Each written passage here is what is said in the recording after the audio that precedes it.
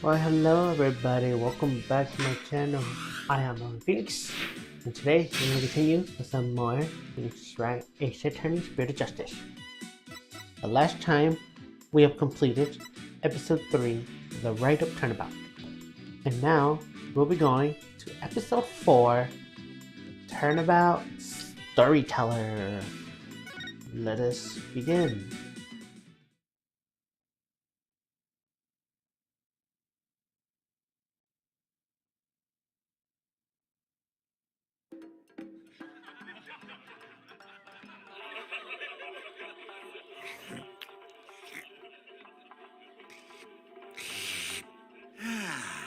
Three, 4, 5, 6, 7, 8. What time is it? It's 9, 10, 11.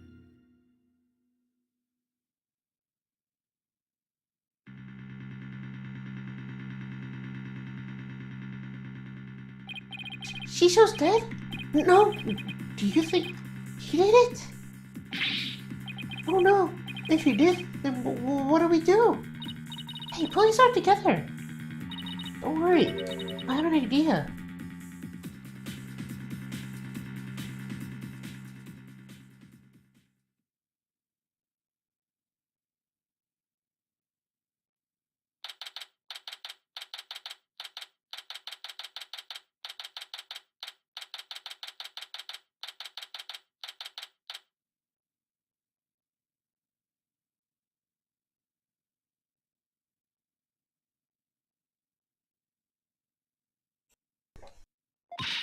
What the heck?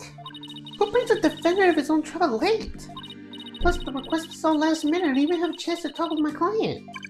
You're late, you have a very important date. My name is Athena Sykes. Armed with analytical psychology and a more full arsenal of legal know-how, I'm a fully competent defender of the Right Anything Agency. Though I wish my client would show up already, the trial's about to start.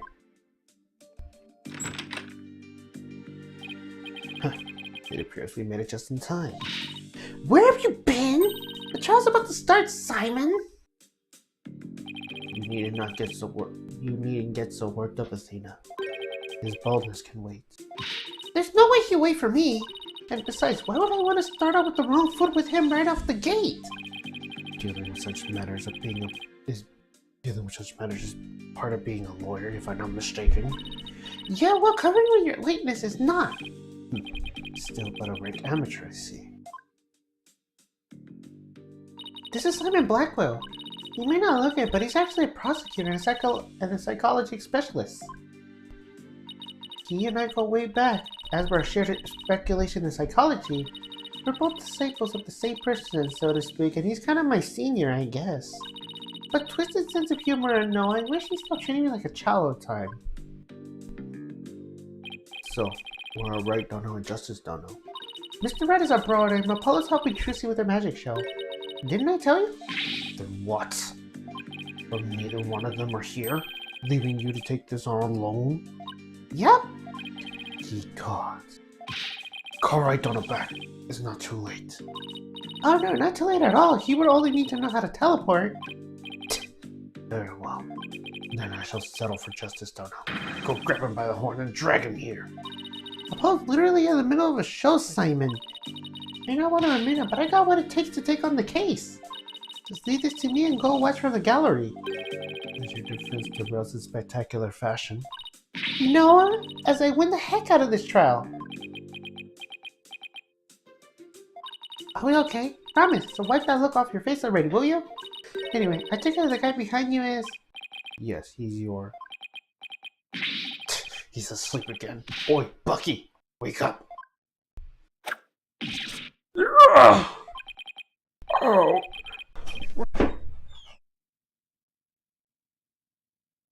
Oh, what'd you do that for, Shiny?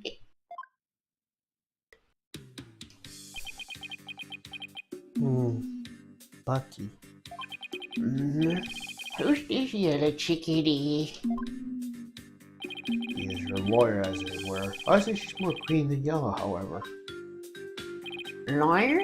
She sure don't look at it. She sure don't look at it, does she? Is she like your fellow apprentice or something? Something like that. I've known her longer than I've known you. You could say we're bound for one another. Okay, well then guess I better call you Miss Chickadee then. Simon, this guy's not only rude, but he's only 3 sheets of the wind of his own trial. I know we just met, but I'm about ready to give him a piece of my mind. Do as you will. Just save it for after the trial. Miss Chickadee? Don't call me that. How you do? Shiny here's a good friend of mine. I'm the fourth iteration head of Wet Soba. Wet Noodle number 4, Bucky Wet. Nice to meet you. It's nice to meet you too, Mr. Wet. So he can't pull himself together when he wants to. I just told him the trial wasn't starting in a few minutes.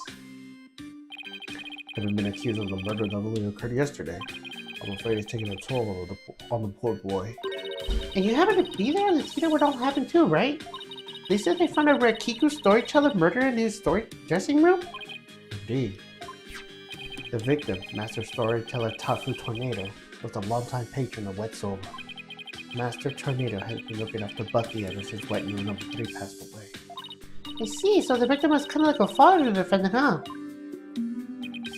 That stupid old fart like a father now. What is over this Masoba? How dare you speak ill of? How dare you speak ill of him? Running your mouth like that is why they suspect you of his murder in the first place. Now pull yourself together. Number 3 must be rolling in his grave. But Shiny, the police, none of them believe me. They won't listen to me. It looks like he's still in shock for the whole ordeal. Don't worry, Mr. Wet. Anything's gonna be alright. I'm gonna defend you with everything I got. You're in good hands now. You believe me, ma'am? Of course! Oh, no matter what, I'll believe in you in the very end. Gee whiz, Miss Chickadee. Now come on, I need to shape up just like those al dente noodles of yours. Yes, ma'am. My soda is the best.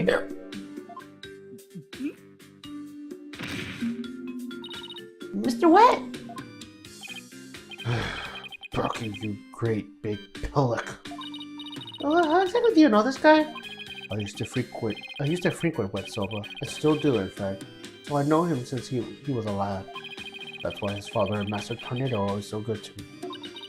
I didn't know you liked soba that much, Simon.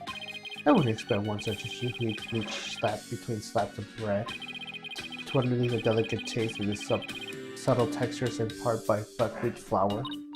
Hey, that's just rude! But I digress. It's all flavor subtlety and stuff. If I let Wet Soba end like this, I'll never be able to face number 3 or Master Tornado in the next life. Ah, I see. That's why you came to me. You wanted somebody who could trust. It was never my intention to ask you. Just show him. I'm sure I can handle it just fine. Well, I believe it's about time. What? But we haven't even properly discussed the case yet. What's the matter? You look nervous, Athena. Don't tell me you chicken D out now. I'm just trying with the excitement of battle, that's all. Oh, forget, let's do this. Come on, Mr. Wet. Get up on the floor. We got a case to win. Yes, Miss Chickadee. I'm gonna do my best. Wet Soba, Wet Soba, Wet Soba, Wet Soba, Wet Soba. Hello, 2 bowls of noodles? Sorry, sir, no can do. Kind of busy in the courthouse. Huh? Hang up. Okay, let's do this. He's not going to do himself or his case any favors like this, Simon. Maybe we should let him go get some rest somewhere? Let me rest? Maybe if I were a lump of regular sourdough, then udon noodles. But I'm fresh like my shower. You don't let my shower go rest. It's all about the 3 freshes. Kind of the buckwheat seed fresh, cut the dough, boiled noodles.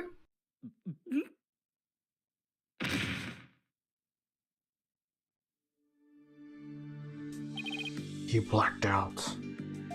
Oh boy, I just knew something like this would happen. Simon, what are these 3 freshes of soba he was talking about?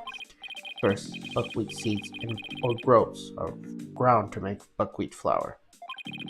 Then dough made with this flour is cut with a large rectangular knife of noodles. And finally, the buckwheat noodles are boiled. Each step is done immediately, one after another, so that the soba is fresh when eaten. Oh, so that's what he meant. We're not going to make me any soba right now, though, that's for sure. Athena, there's no time for idle chatting. You need to get to the courtroom, now. Just remember, as a prosecutor, I will be unable to lend you a hand. Just don't expect any help from my quarter. There you go, treating me like an incompetent again. For your information, I was planning to ask you to any help anyways. Just you wait, Simon, I'll show you. Mr. Wright and Apollo may not be here. That's alright, I can do this on my own.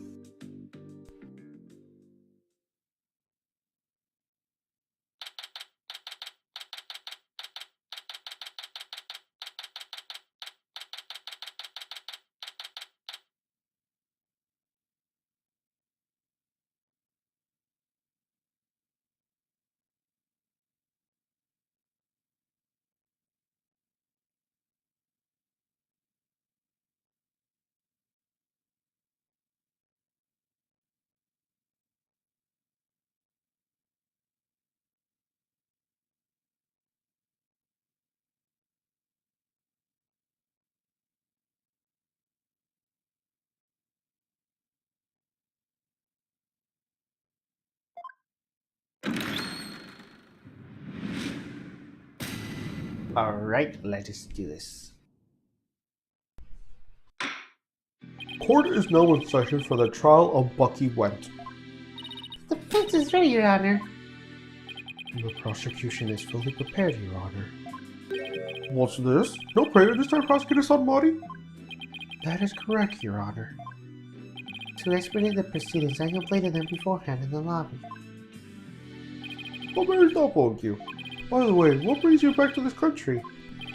Chief Prosecutor Edgeworth called on me to handle the case. Besides, I have a debt to repay, and though my opponent is yet a callow thing, I have no qualms with sending her down to hell. Objection!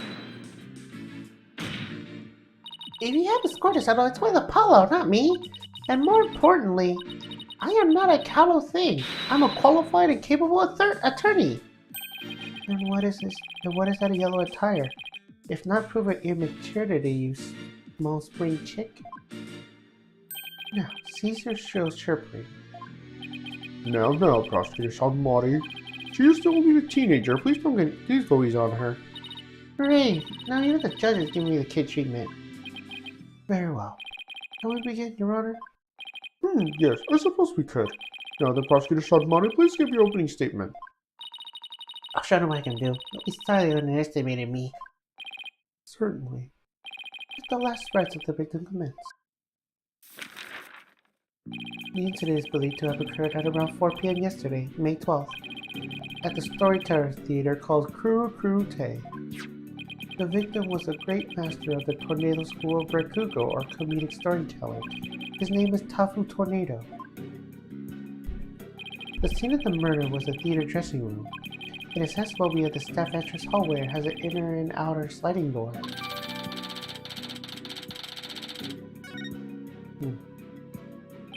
The estimated time of death is between 2 p.m. and 5 p.m.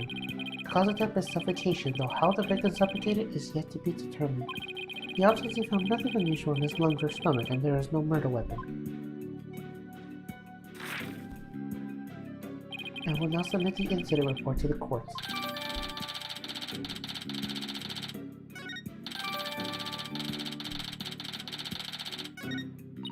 Prosecutor Sanmari, how can you name Mr. Wright as the culprit? But you don't know how the victim was killed, or even with what? Well, it is true that the weapon and precise methods are as yet unknown. The accused is the only one who had the opportunity to commit the murder. I will explain this assertion in further detail as we continue. I guess this means that he has some kind of evidence to present. Now, will the accused care to plead the case? Come to think of it, where is the defendant, Miss Sykes? Sorry, Your Honor. I'm afraid Mr. Wet isn't feeling very well and is resting in the infirmary.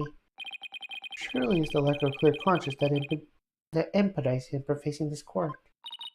Great, starting off with the wrong foot already. Mr. Wet is the head chef of the soba shop frequented by the victim. On the day of the incident, Mr. Wet went to the theaters at the victim's request. Tafu Tornado was a connoisseur of soba, as you can see in this photograph. He is apparently making soba himself in the dressing room that very day. The soba found in the scene is like the soba he made himself there.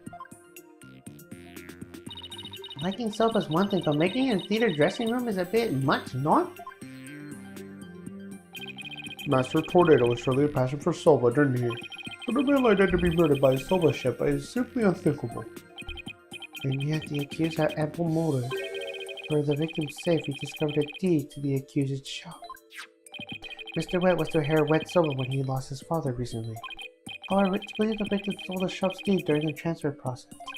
Prosecutors believe the accused killed the victim in order to get the deed back. A murderer opened the deed to the shop? That does sound like a plausible motive. So that's what this case is about. I wish Simon had filled me in a little better. I could have contributed more than just 1,000 bucks of cold sweat if he had. Thanks. From your demeanor, I gather you know very little about the details of this case. Well, you see... You are dishonoring the soul of the victim by appearing in this courtroom unprepared. You are an embarrassment to your profession, you putrid egg yolk. I'm sorry. The pull of the red pepper and now my egg yolk? We only just started. I'm already been demoted from Spring Chick. I am ready to call my witness, Your Honor.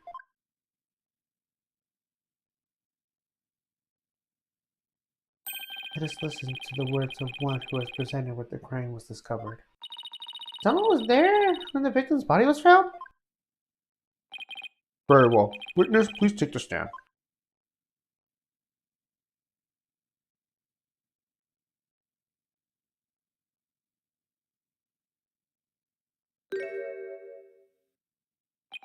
Witness, please state your name and occupation. Simon Blackwell, prosecutor. Prosecutor Blackwell, you didn't tell me you were going to take the stand? There simply wasn't time.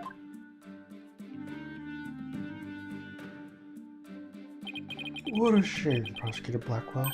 Had you shared the damning scene you witnessed beforehand with the defense, you could have moved this trial along and saved the victim's soul that much faster. The damning scene? What in the world did Simon see? Prosecutor saw muddy, was it? Before I give my testimony, there's something I'd like to confirm. By all means. This case involves Rakiko, a very traditional form of Japanese comedic storytelling. Do you have enough knowledge of this art form to handle a case out mentally? Are you implying that I am not qualified for this case? Not yet. I am simply trying to assert your familiarity with this topic for now. It is a prosecutor's duty to learn the background of any case he takes on.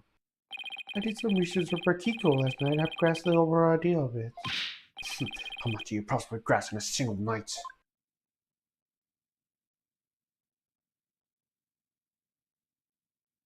Rakiko is a form of entertaining storytelling that originated in the land of Japan. In it, the storyteller sits alone on the stage, with only a fan a towel has.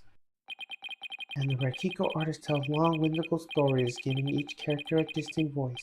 This traditional art is originally invented by monks to make sermons fun and interesting. Are you satisfied? If not, I can explain the 12 types of endings to such stories. Or shall I perform the famous story of Jumu instead? It appears you have put in a bit of study. Your acknowledgement is most welcome, Prosecutor Blackwell. I can see why you are known as a quite thorough evaluation, Prosecutor. Now, I would love to see you perform that story you mentioned, if you don't mind. If that is your Honor's request. Jumu Jumu. Your Honor, can we please get back to the trial? Oh, right, of course, I nearly forgot. Seriously, of all the things for you to forget?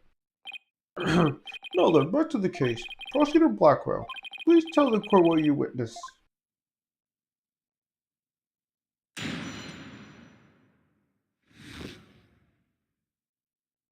I went to the theater yesterday, arrived at approximately 4 p.m.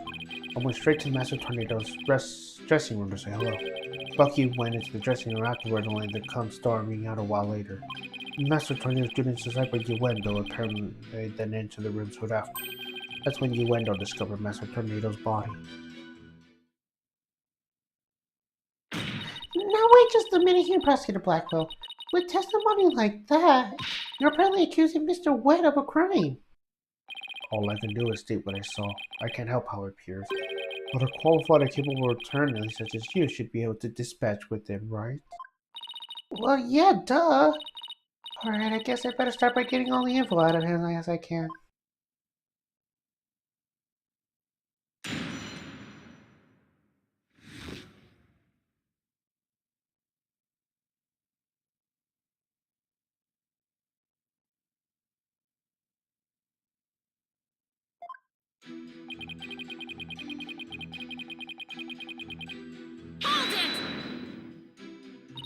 Prosecutor Blackwell, what did you go to the theater for the first place? I went because I have received an invitation from Master Tornado. Here, see for yourself. It was a special show commemorating his junior disciples Uendo's promotion.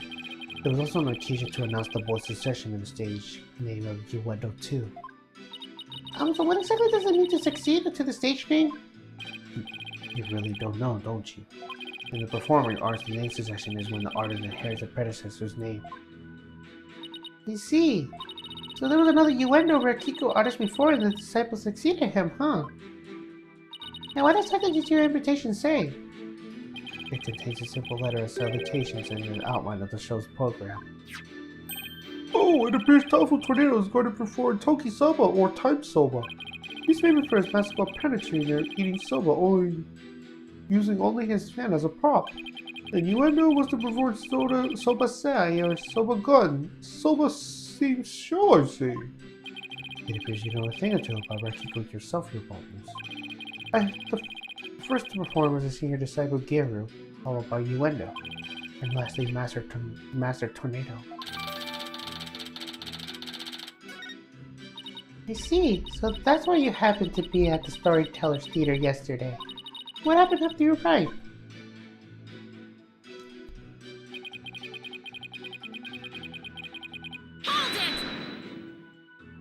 And how did Master Tornado appear when you said hello to him? I went to an intention of greeting him, but ultimately, we didn't actually meet. You didn't see him? Why not? Garo escorted me to the dressing room, but we heard the sound of Rakiko being performed from within. Thinking the master was rehearsing, we decided to wait in the hall until he was done. You heard Rakiko being performed in the dressing room? Yes, not just me, but Garo as well. In other words, you can confirm that the victim was still alive at around 4 p.m. Correct. I couldn't hear him clearly through the door, but I'm sure it was Master Tornado. I could tell because it was a time sober routine being performed in there. So that means the victim was killed sometime after that.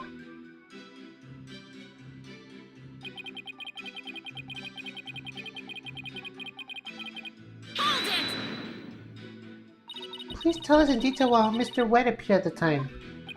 Garo and I were waiting in the hallway for Master Tornado to finish practicing, when Bucky appeared and entered the dressing room with his things. What happened after that? We heard what sounded like Bucky shouting inside the room. About 10 minutes later, Bucky came out of the dressing room looking rather irate. This is most likely when the murder was committed. The victim was an elderly man. It would have been entirely possible to kill him in the span of 10 minutes. I had to come up with some kind of counter argument and fast.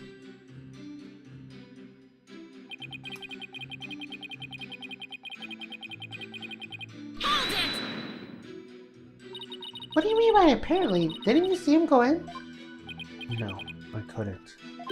I wasn't able to see the dressing room door when I was standing at the time.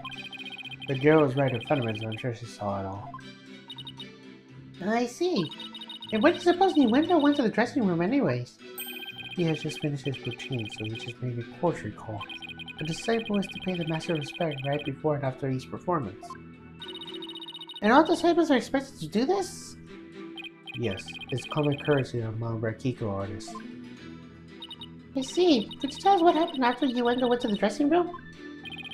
Certainly.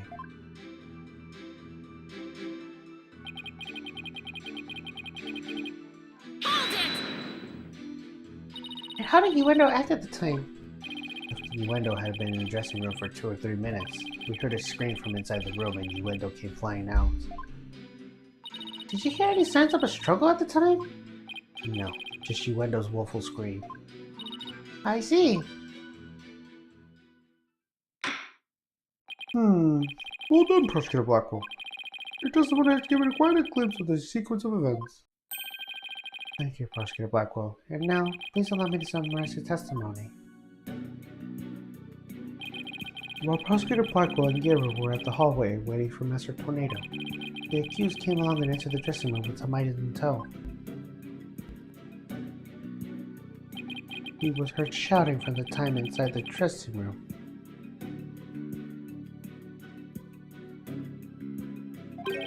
And about 10 minutes later, he came out of the room seeming rather angry.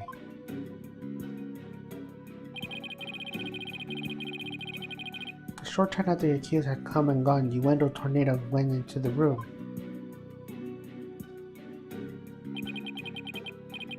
A few minutes later, after discovering the victim's body, Uendo gave a scream and came running out of the hallway from within.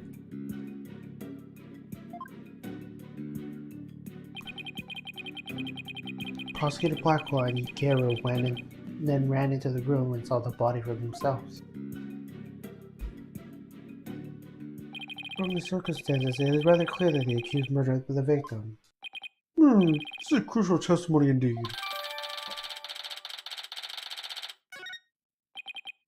Defense. An eyewitness has given conclusive testimony. Why not let it go now and allow the victim for his last rites? Not in your life! If Uendo went to the dressing room too, then he was the first to discover the body. And who's to say he didn't commit the crime? Uendo was in the dressing room for a mere 2, perhaps 3 minutes. He could not have possibly committed murder at the time, or without making any noise. Oh, Simon, why do you have to give that awful testimony? Prosecutor Blackwell, can you give me something a little better to work with here? Isn't it up to you to ask the right questions? I'm certainly willing to tell you all that I know. If you truly are capable of declaring, then draw what you need yourself. This is no time for your twisted games, Prosecutor Blackwell. Just admit you don't remember that all that well.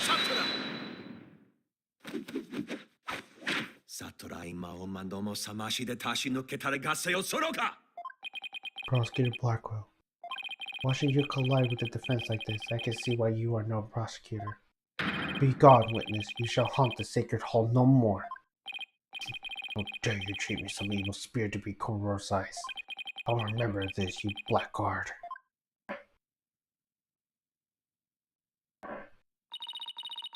Don't worry, Prosecutor Blackwell. I got this.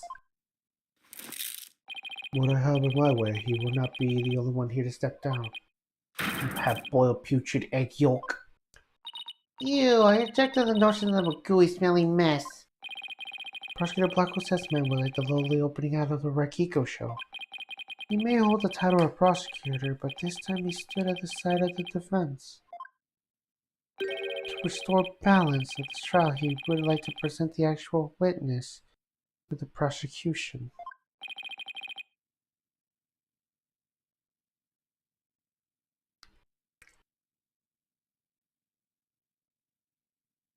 And who's this witness? The person who was with Prosecutor Blackwell when the body was discovered. She is another entertainer of the Tornado School, Miss Gero Tornado. Oh no.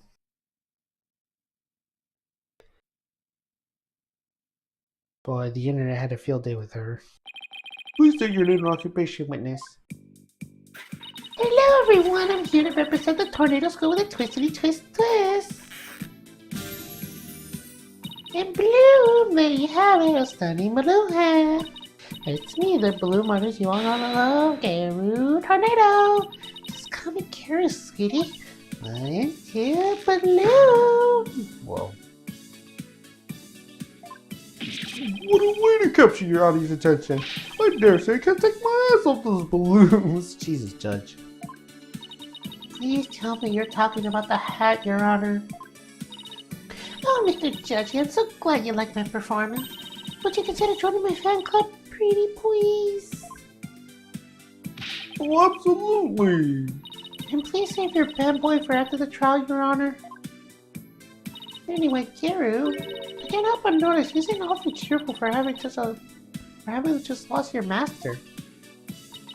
Of course I'm sad, but she sure wouldn't scold me if I didn't put up a big smile.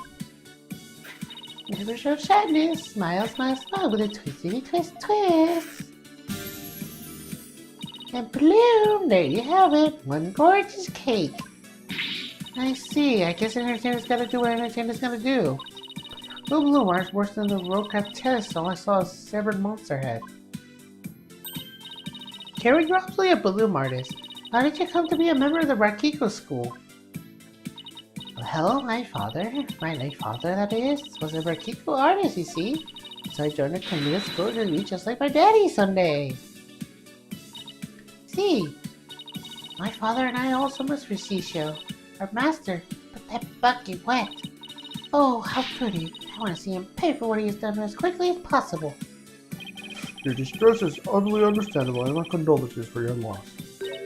And not only that, but he...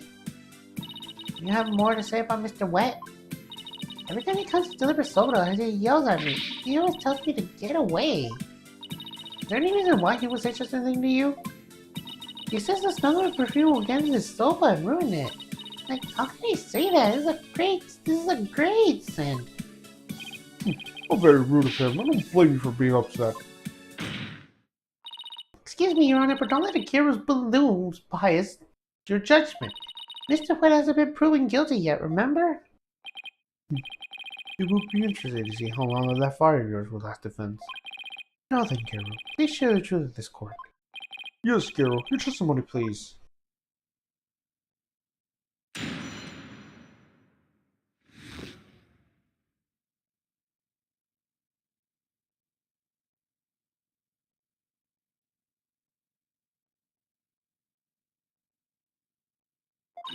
From 4 p.m. to a little after 4:20 p.m. when Chisho's body was found, Liv and I were just standing in the hallway in front of the dressing room. Before Wendell discovered the body, the only person that got in there was Bucky. Come to think of it, a little while before Bucky showed up, Juma was barking like mad. Prosecutor Blackwell, do you have any objection to this witness's testimony? No. Make up your bloody mind, sad monk, son Monty. First you excite me, now this. You need only do as you're instructed by this humble servant of the Holy Mother. As there are no objections, Your Honor, let us move on to the salvation of the victim's soul. Hey, I'm the defense attorney here, Prosecutor Sadmati, and I just might have an objection or two to actually cross-examine the witness. What are you asking Prosecutor Blackwell for? I'm the one you should be checking with. There is a passage from the sacred sculptures of Koreanism.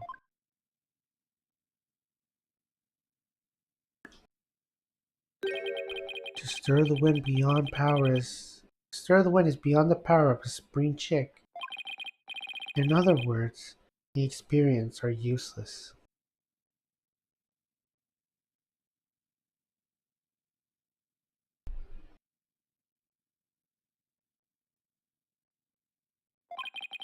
With that in mind, it is more dubious to consult Prosecutor Blackwell. He doesn't even see you as an adversary, Sykes Dono. I'll let either one of you insult me. Surely I have no experienced spring chick. Your Honor, I'm ready to cross-examine the witness. I hope you can make Prosecutor Sanmari see you as worthy adversary, Miss Sykes. I'll allow your cross-examination, so you better strike where the iron's hot.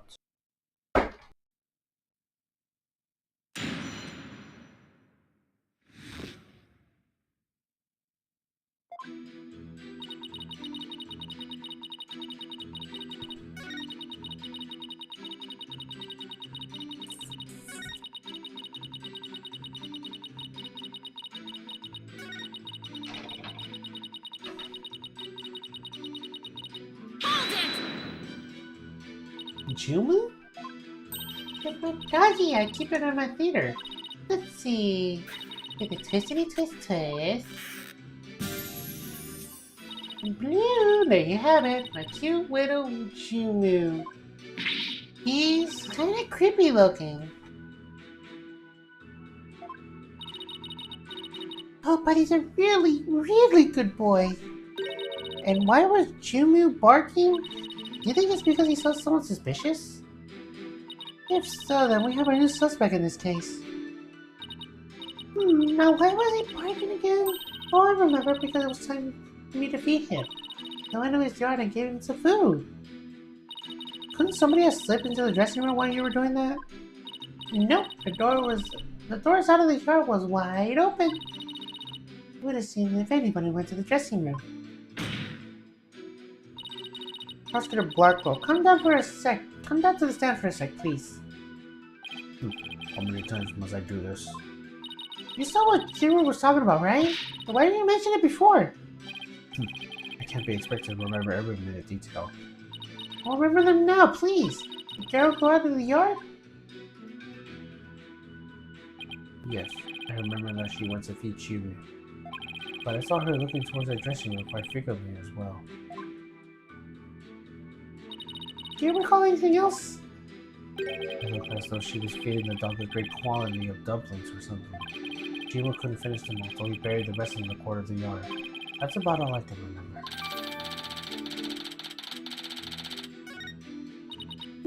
It looks like Giro was telling the truth. Your Honor, I'll let Giro's like statement added to her testimony. As you wish, defense.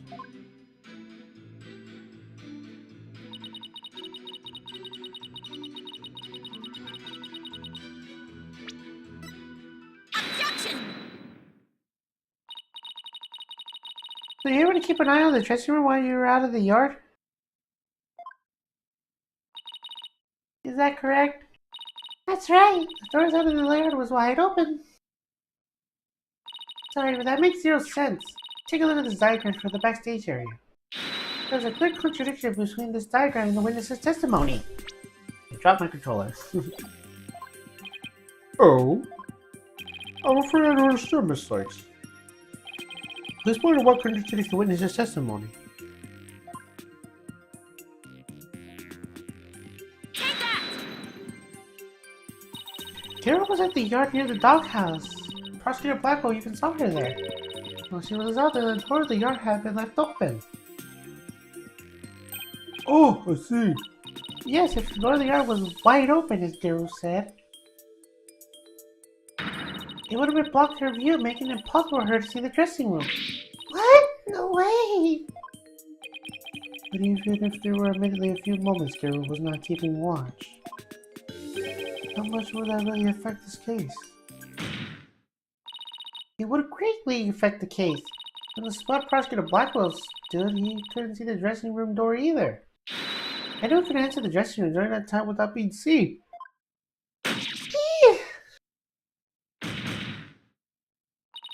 Hero, why did you hide the fact that you were watching the dressing room? What? Objection! Hide the fact? You speak as though you think she had something to do with the murder. Rather than deliberate deception, there is more likely a simple oversight, right witness? Well, I was so shocked by what happened, I was just confused, that's all. Even though she is trying to keep up the brave front as an entertainer, the truth is that she is being torn apart by grief. For her mind to be a turmoil is hardly unexpected. Yes, it must be very difficult indeed. To disciple one master is akin to the real parent. Surely her shock is immense. The way the Lord tried to pin the blame on this poor soul at the first opportunity. All I can say is, defense attorneys are heartless creatures indeed. But that wasn't what I was trying to do.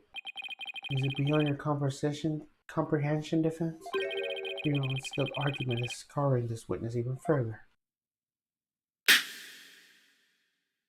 And if we ask the people of this courtroom, I am sure they would agree. What? The gallery doesn't have to say in this.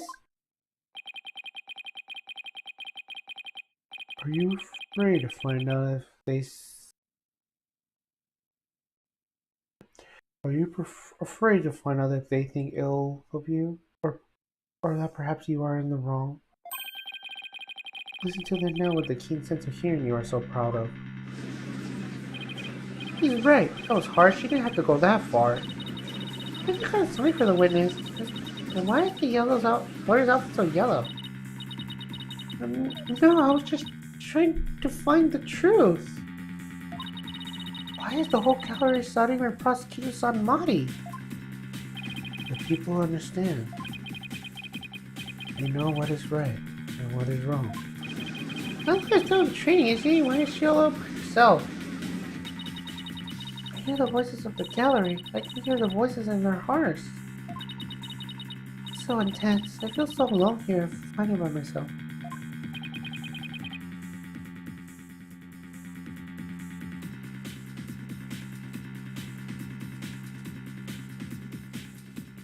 Are you afraid, child? It is ludicrous to come to the trial with such paltry preparation of the sword. I commend you to leave this courtroom at once. But I can't give up. I have to keep pressing on. As long as there's a moment when nobody was watching the dressing room door, the defendant can be convicted slowly by Prosecutor Blackwell and Garrett's testimonies. Even now, you will continue to resist. You are childless in defeat as well, I see. I'm not out for the court yet, Buster. I'm just getting started. Despite your posturing, it is not true to your resolve could crumble at any moment.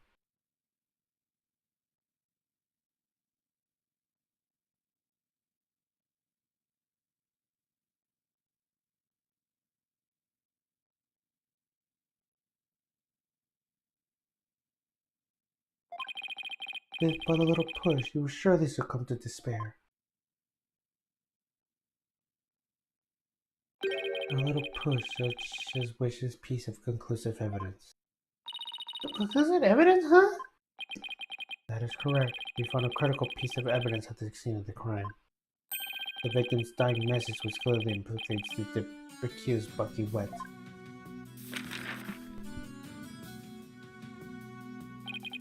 Look at these Japanese playing cards known as Kara lined up at the table. These special English version Kara cards spell up a message. That message, wet number 4. Wet number 4? You mean wet noodle number 4?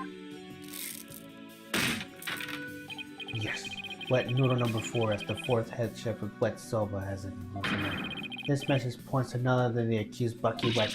No! That makes perfect sense, doesn't it? Wow, okay, job, prosecutor. Oh no, this is really, really bad. What do I do? What do I do? If you still carry on your futile fight in the face of this irrefutable evidence. You can say whatever you want, but we won't know until we... It is cruel to give up our accusers false hope. You will only compromise his suffering. Wise people in the courtroom, do you not agree? He's right. Who would make him suffer when there's conclusive evidence? What a comfort to you. I feel sorry for the victim and the defendant. What? But I'm trying to prove Mr. Wet's innocence here. I know you hear the defense. Their voices implore you to save the accused's soul. It is time for you to let it go and move on, you experienced lawyer. You lack the competence on which we accomplish anything meaningful here. Is he right? This is too much for me to handle on my own? How can I she's doing anybody? Just quit right now. No, defense. Leave everything at this humble servant of the Holy Mother. Silence!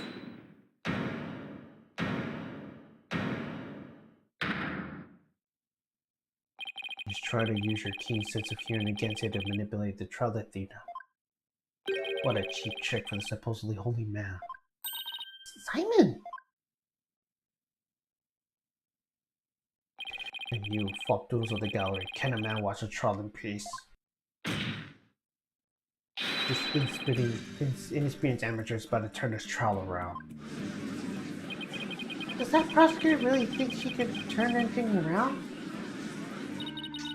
The witness courtroom was starting to change. Prosecutor Blackwell, what are you doing on the defense's bench? I grew bored of watching from the gallery. Besides, if I were to leave the shop this spring chick and lose my favorite solo shop in the process, I would be quite crossed. You voluntarily stand on the side of impotent and sin? Truly, what a fool you are. To think you were so easily manipulated by his parlor tricks. Whatever happened to qualify the capable of Dina? I just let my guard down a little bit, but it won't happen again. Grind up your loins and steel yourself for battle. I'm not gearing up anything in this skirt. I'm ready to get serious. It seems there is now yet another soul I must cast down into hell. I was in prison for a long time, and hell sounds no worse than cell, to be honest. Oh, but the fires of hell will not be the end of your suffering. For the sin you have just committed, you shall strive to be reborn as the panda in your next life. A white and black reverse panda, that is. And you shall be put to the zoo to be exposed to the public ridicule. A threat like that will work on Prosecutor Blackwell. After all, you're already used to looking like a panda in this life. Who are you calling a panda? Sorry. You see that you're both prepared to face the fires of damnation. Hero, thank you for your service. You may step down now. Okie dokie. Bye bye, Blue. Does everything have to be about balloons with her? No, then. I have a witness prepared to testify about these cover cards. But who was this witness this time? The first to discover the body is someone who witnessed the crime scene firsthand. Mr. Uendo Tornado. The time has come for that ponytail pair over here to finally let it all go and move on. Very well. Let's bring in the witness then.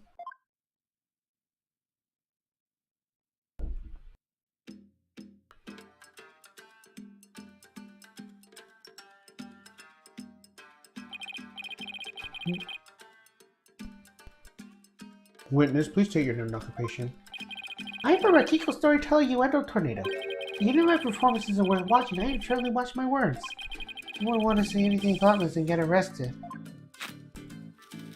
After all, I'll be a raccoon. No. Thank you, everybody. Good night.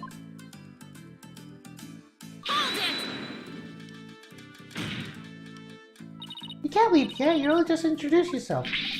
Oh my! Are you a friend of mine, miss? Would you like my autograph? One moment.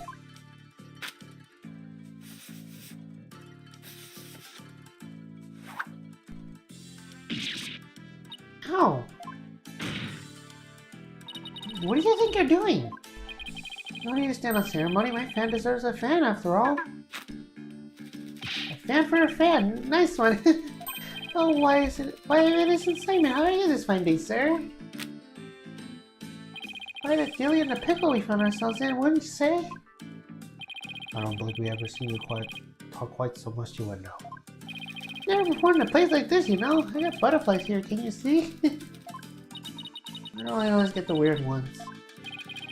Pardon me, witness. As much as I enjoy your banter, I believe we have much better return than the case at hand. I suppose you're right. In that case... I was promoted to Fukusama yesterday and received the stage name of Uendo. The show was our way to celebrate my new name and middle rank standing. And then that happened. I never dreamt something like that would happen, not in a million years. Just as I got my chance to start repaying my debt to Shisho too. Yeah, plus I'm worried about Geru. The way she clung to Shisho, poor thing. I told her to keep a stiff upper lip.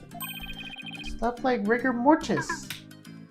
Keep telling those lame jokes and Shisho come scroll you down to the grave. I wouldn't mind getting yelled at, you know, if I meant seeing him again.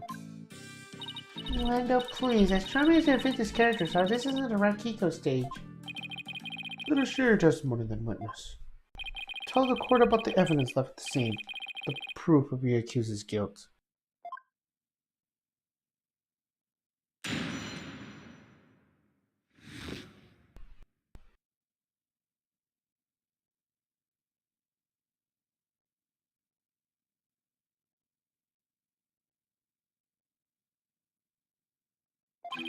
I noticed she showed dying message right away. The stiff car's right there next to the stiff, you see. Hey now, enough of the silly puns already. Anyway, I got the meaning right away. I knew I must have been talking about Bucky. That was the Master's final message as it was like drowning in silver brush. It's so like Shisho not to write Bucky's name outright. Plain and simple wasn't his style. Well, that was certainly a more entertaining testimony than usual. The variety of character performed by the witness is absolutely splendid. We shouldn't be performing any characters in the first place, Your Honor. Innuendo, the murder weapon isn't even determined yet. How can you say that the victim was drowned in soda brush? It's obvious. All you have to do is look at the crime scene. He was found with his face shoved into the bowl. It's only natural to assume that he was drowned in the broth of the noodles. Except he was not here to assume things, Innuendo, so please stick into the facts. My, is it like the show of a ship to kill someone this way, wouldn't you say? With the cardboard message he left behind him, it's clear Bucky Wet did it. Let's get on the issue of murder weapon for now. The documents certainly does seem to be irrefutable evidence.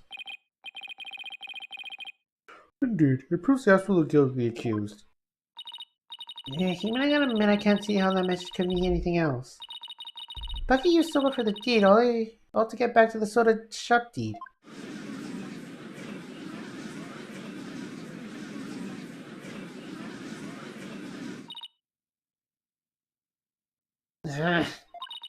That's why it makes Mr. Wet look super guilty. I have to do something.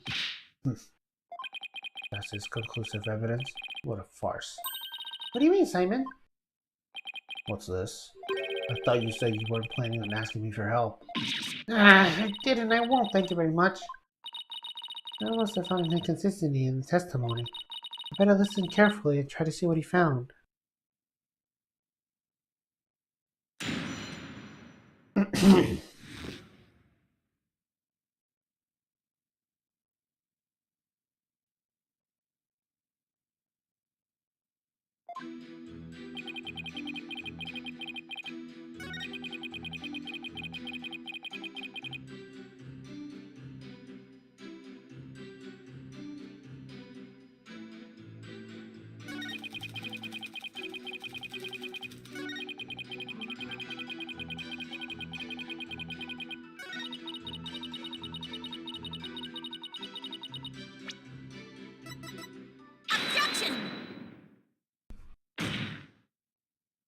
There's a contradiction in Innuendo's testimony. And would you care to explain where mistakes?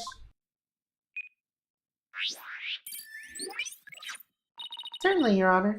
According to the autopsy report, nothing unusual was found in the victim's lungs. Oh yes, it does say that, doesn't it? If he had drowned in the bowl of soda, then it should have been soda broth in his lungs. But since there wasn't any, it means the victim was suffocated with something other than soda broth. What? This is the contradiction you notice, isn't it, Simon? Not bad. Not bad at all. Guess I showed you. But if drowning in the soda broth wasn't the cause of death, then what was the victim's face thrust in the bowl? How Tornado's face was thrust in the bowl? Because no soda broth was discovered in the victim's lungs. His head must have been placed in the bowl after he was killed. And therefore the soda broth must have been spilled on the power cards. In other words, the victim could not have lined up the cards after he was drowning. Oh shit. That was done after he was already dead. Why would the culprit do such a thing? I'm afraid I don't know yet. Objection!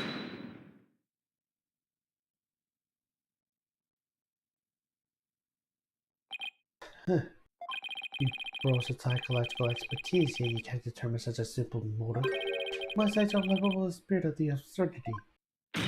What am I? And I suppose you know why? Of course, desecrating the body in that matter indicates a strong sense of enmity on the part of the perpetrator. Yes, that does make sense. It certainly paints a clear picture of the culprit's intense feelings towards the victim. Feeling of resentment over the theft of the soda shop deed, no doubt. Just great. Now the judge is even more unfavorable expression on Bucky. Silence! Must you couldn't undone every conjecture if the culprit had time enough to set up Master Tornado's body? Do you think they would honestly fail to notice his dying message? Good point. Carts were right in front of this body after all. Rationally speaking, there's no way a culprit could have missed that, huh? Objection! Oh, well, that was the accuser's rationale at the time, given the way he stormed out of the room. Silence! Never mind that. I have something more important to ask you, Wendo. Me? You saw the cargo cars firsthand, do you not? Would you care to tell them about them in a bit more detail? These tiny crime scene photos show us precious little of what I wish to know. Well, those cards are from Chisho's special Soba Sets of Tokyo Past set. These cards related to one-way or subway soba. Spare me the history lesson, just tell me how the cards look like in the scene, but no more. Well, there was soda brush spill all over them. That's not much help, I'm afraid. Ask your son, man, do you have a photo that shows the cards more clearly? I do. Please accept this manager offering, Your Honor.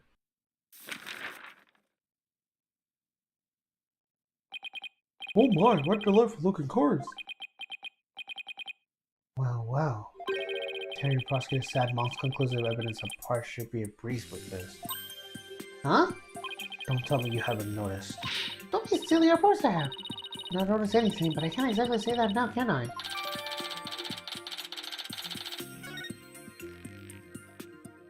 Miss Sykes, do you really see a problem with the prosecutor's claim about these cards? Well, go on then. Alright, it's do or die. All I have to do is study the picture and... These cards...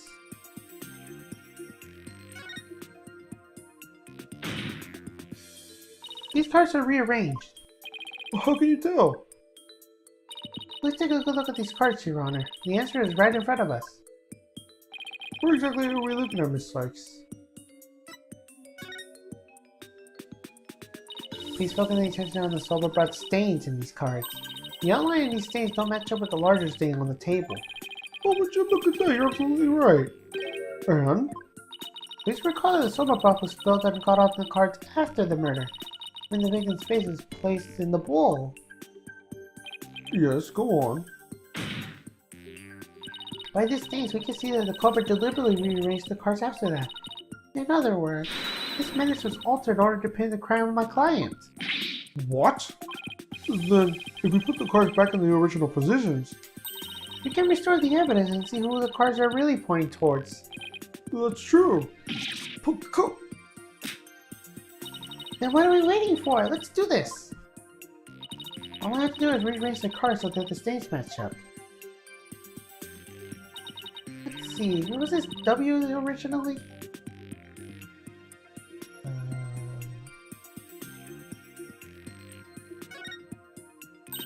Perfect.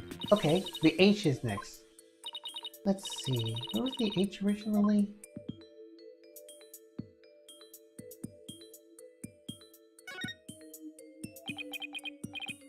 The stains don't match up if we place that card there. How can you not see that? Are those ridiculous bangs obscuring your vision? Yeah, you don't have to be so rude about it. Ugh, whatever. I'll try again. I was wrong. Okay, here. Yes, the E card. Let's see, what was the E card originally? A perfect match! Next is the T card. Let's see, where was this T card originally? Great! It's right in there. Now the N card. Let's see, what was this N card originally? There, that looks good. Now O. Let's see, where was this O card originally? Nice, almost done now. The last card is 4. Let's see, where was this 4 card originally? Take that!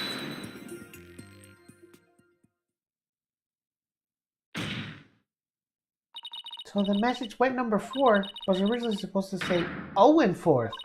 And the original messages are clearly identity of the true client culprit. What? The instant look of prosecutor's sad monk's face is positively priceless. This is absurd. So it was originally Owen 4th? It wasn't wet number 4? Even the lawyer is smarter than we thought. Order in the court.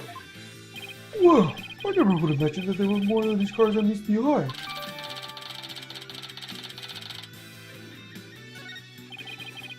But now that's settled, what does this Owen 4th mean? Wait, am I?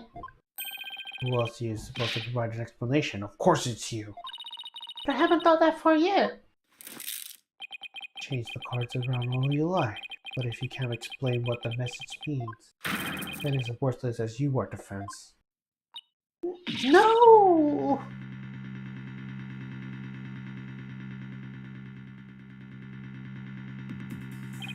And so the spring chick that fancies itself a grateful swan is brought back down to earth. I can do something, but what? Still your thoughts for a second. There's a perfectly good witness to question over there. Oh, right, that's a good idea. Come on, Athena, get a hold of yourself. Wendell, does the phrase Owen 4th mean anything to you? No, there's no one named Owen in the Turnabout family or their circle of friends. Go ahead, ask anyone you like. You can't be serious. From your munch to your FD mind, I see you haven't expected to turn up nothing. Silence! I'm afraid I have no idea what this devil this Owen 4th is either. But the fact remains that the cards were rearranged to pin the blame on Mr. Wet. That is itself proof that the defendant isn't the real culprit. Prosecutor Blackwell is right. Besides, the important question here is not who does this message point to, but rather who rearranged the cards. You pointed out that earlier if you already knew. Sorry. In any case, there are 2 opportunities for someone to rearrange the crime. The first was when Mr. Wet entered the dressing room, and the second was when Wendell discovered the body. Are you accusing me of rearranging the cards? Me, who came to testify the goodness of my heart. Well, you knew in a second from running out screaming right away, didn't you? Even a mere 2 or 3 minutes is more than enough time to get over the devilry. So what exactly are you doing here, then, you Wendell?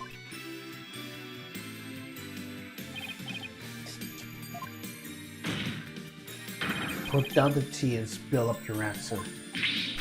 Mr. Prosecutor! What's the guy supposed to do at a time like this? Silence is more precious than diamond, witness. Therefore, you need only to say silence. Hello there. The defense is dubious. They are waiting for you to make a slip of a tongue. Oh, I see. And that's what they're after, isn't it? In that case, Your Honor, decided not to say another word.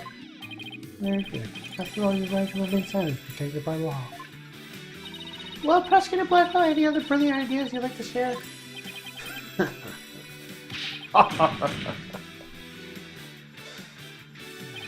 Did you hear that, Sightstono? A Rakiko artist who is afraid to speak. Who ever heard such a thing? Are you trying to taunt him into talking? Such a petty trick will never work. That's right. I'm not going to fall for it. I'm only asking to hear your story. Besides, isn't that your job to tell tales if there's an audience to listen? Even so, I have the right to refuse to answer. The more you keep quiet, the more I want you to talk. That's simple human nature. Isn't that right, people of the gallery?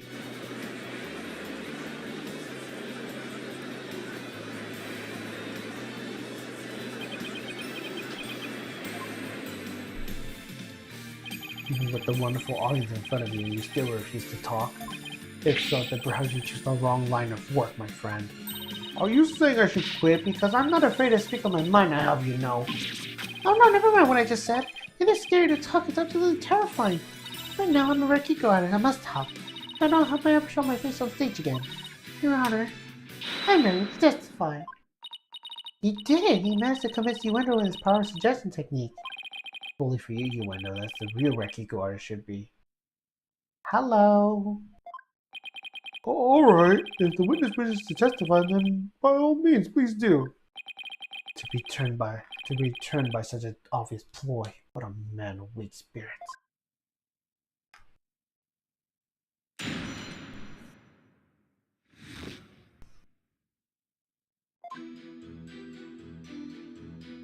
After my performance, I went to the village shisho. I am good. Thank you so much for asking.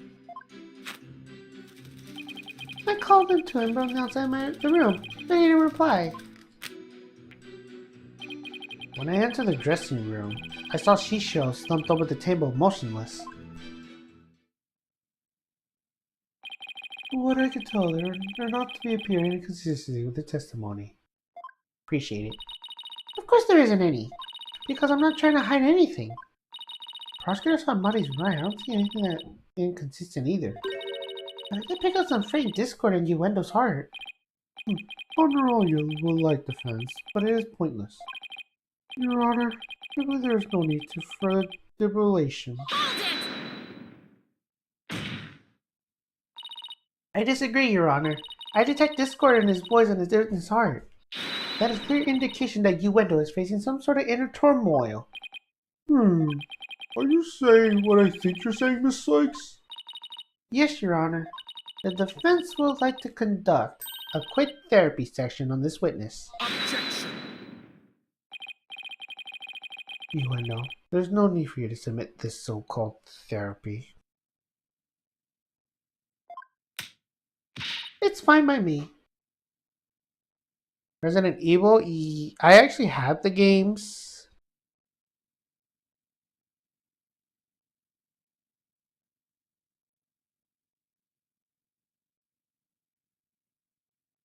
Yeah, I have the games, yes. It's my favorite now. That's good to hear. I have nothing to hide. Bring it on. Impucious fool. Oh yeah, villages. That's a good one. Why won't you not listen to this guy as a humble servant of the Holy Mother? If the witness wishes to proceed, I see no problem, prosecutor. In one ear and out the other. It seems this performer has no need for your so-called guidance, prosecutor sad monk. Just know this, Uendo. Your folly will surely earn you divine retribution. Thanks, Simon. I'm going to make the most of this opportunity you created for me. Just keep your wits about you. I will. Uendo, can you tell us again about what happened in the dressing room?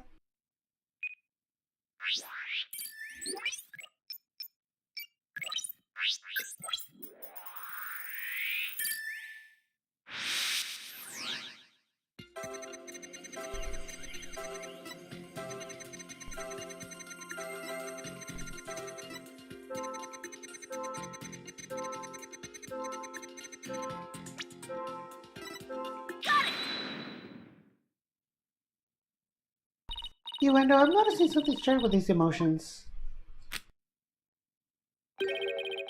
Something stranger than cheesy Cho skin, you say?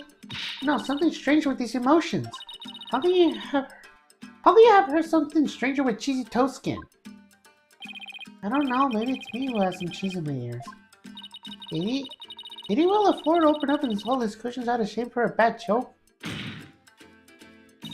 What I'm trying to make is I noticed something unexpected in your emotions. Now stop hiding and come out when I see you. Yes, I have the Switch 2 version. Bailiff, please bring the witness a few replacement cushions.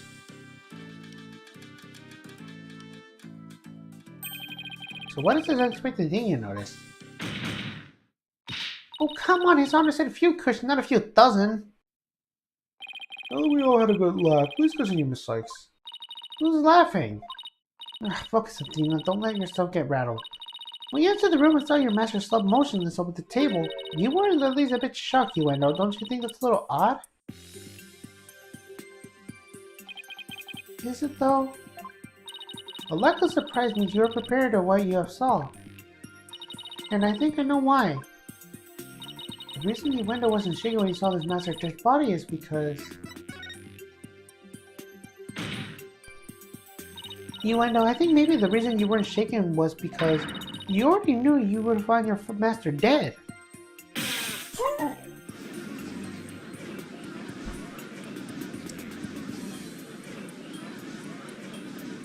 What? What kind of thing is that to say? You got it all wrong. Alright, I just remembered something. Yeah, it's actually really good. I recommend it. I thought Shisha was just sleeping when I first saw him.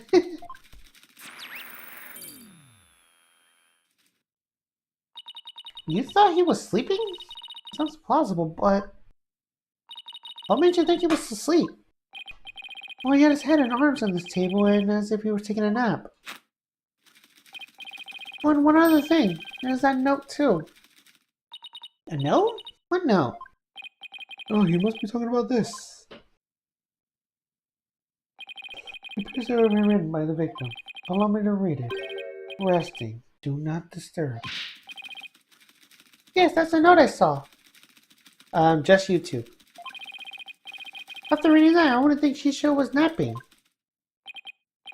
That is a pretty reasonable assumption. You gotta be kidding me. That's right. I saw this note, so why do I thought Shisha was asleep? I wonder if my just want to include that statement. Alright, I'll run an update.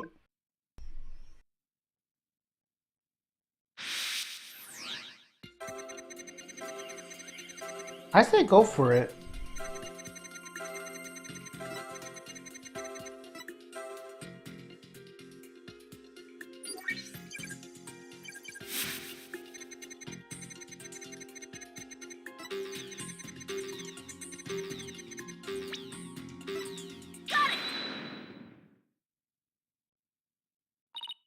You know, I noticed something funny in your emotions again. Funny, you say? I guess an entertainer like Caliber can make people laugh even in my emotions.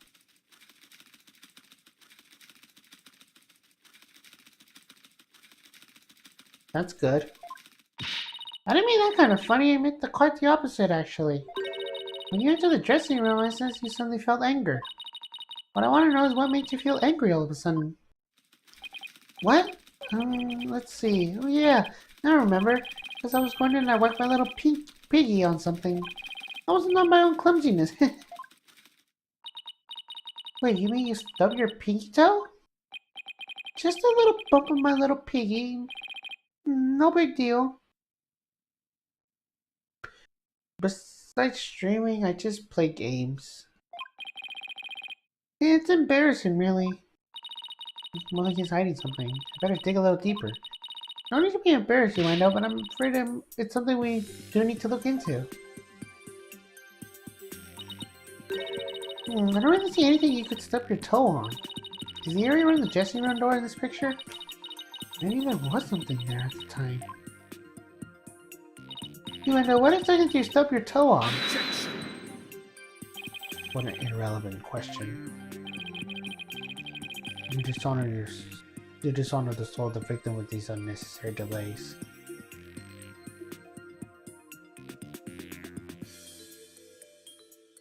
Do I have any socials?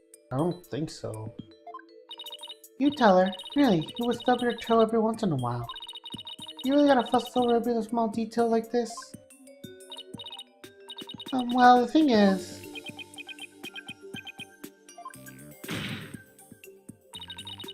even the most subtle of fluctuations in the person's sight can clue us into the truth. That's why it's important to get to the bottom of this question. So if I back down now, who knows what new insult Simon will hurl my way. Is really no trace of what Uendo stubbed his toe on by the door?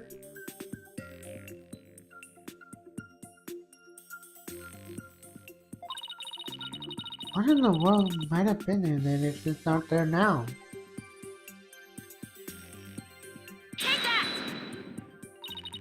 Please take a look at this photo of the crime scene.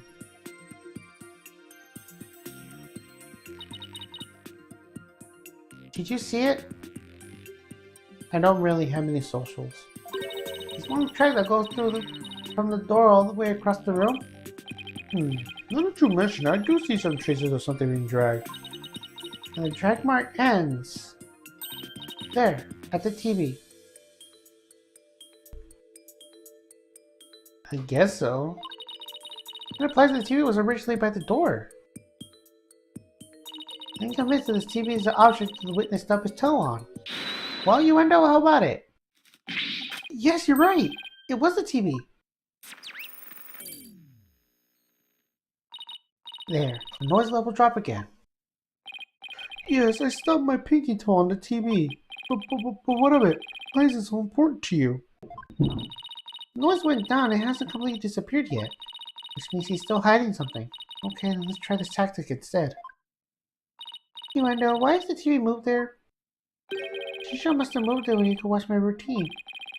But what a place to put it, right in the middle of the doorway like that.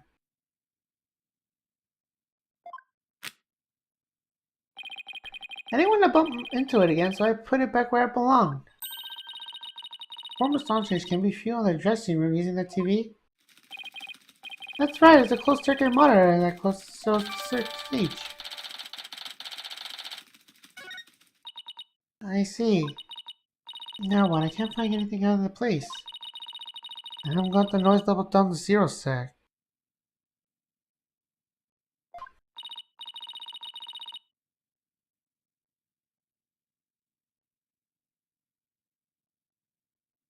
Simon, I'm still getting noise here, but I don't see anything else fishy.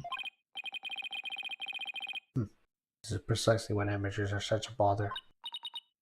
Sorry. I'm in no mood to play nursemaid here, but if that's what it takes to see the Soba shop. Hoi, Uendo. There's a curiosity for you. This table a massive tornado stumped over looks like it was moved. Did you happen to bump into it while you were moving the TV back? Oh my, yes, you're right. The TV hit the table and Shisho's body moved with the joke. Until I first realized Shisho was dead.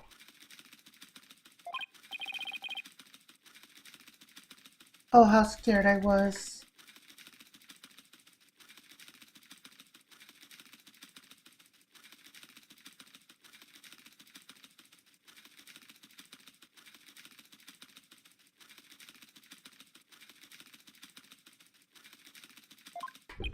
I see.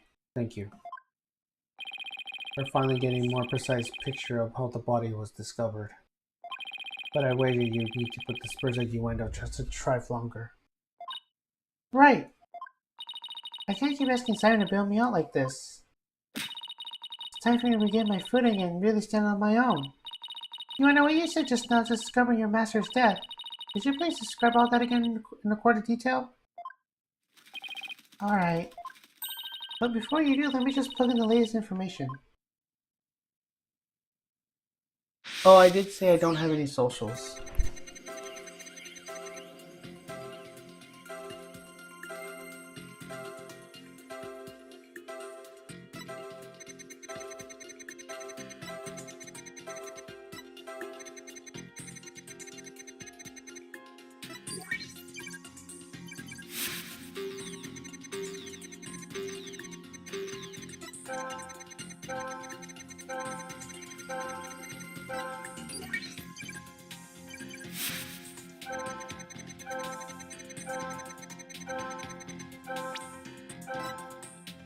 Nope. Just YouTube. That's odd. After the initial shock of finding the victim dead, you reacted with surprise again. What was it that surprised you, Wendell, besides your master's death? What do you mean? That's more, you were even more surprised the second time than the first. What could have surprised you more than finding your late master? Search me, your little thingy must have made a mistake. Silence! The girl's as sharp as a trout, to be sure.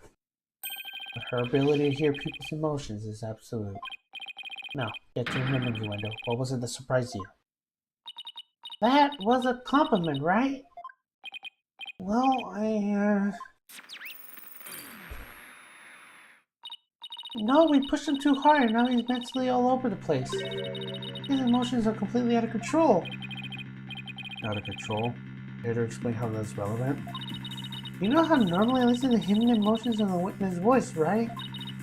I'm there looking into consistencies between the testimony and those emotions. But sometimes a person's feelings can run too high, making it hard to get proper readings. That's how your Matrix's program works. Fascinating. Ordinarily, it's just one emotion that runs out of control. It seems that there's nothing ordinary about this time. I...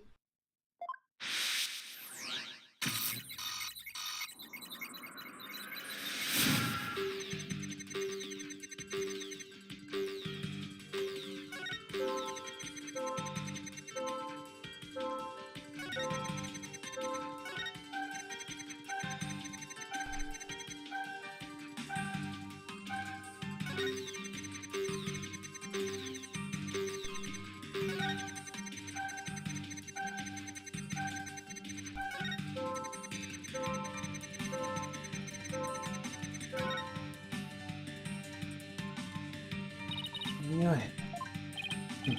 I've got your tickers all over a bunch now.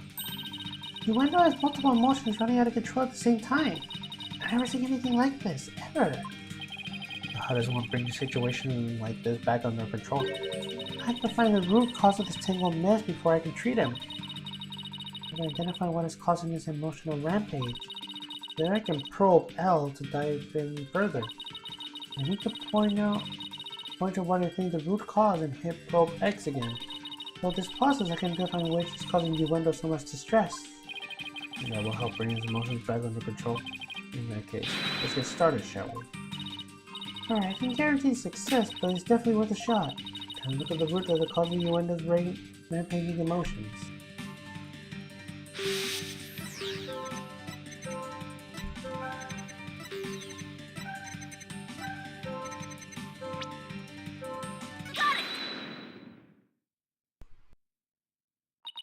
I get it now. The cards were the root of it all.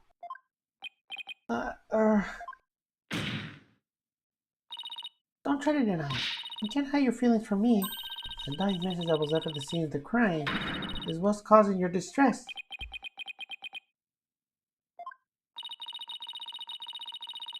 And if the dying message was the cause of these things, then that means the phrase 0 and 4 must have meant something to you. There!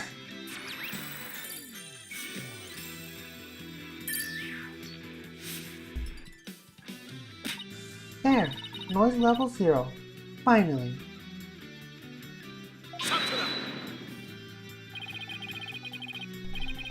The dying message says the words Owen and 4.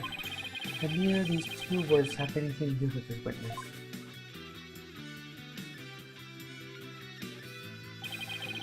This topic warrants no further argument.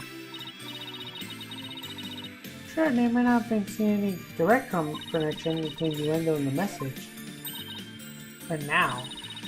Let me just wait and decide what's necessary after you hear my theory. I trust you hit upon something appealing. Yup, and my theory is right. You can finally solve this case of Uendo and the mysterious 0 and 4.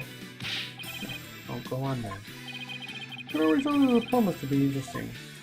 No, please share your theory with the court as such. There's something puzzling me about Uendo out of control emotions just now. Namely that there are 3 distinct reactions present. I haven't seen that before, I wonder how it could be possible.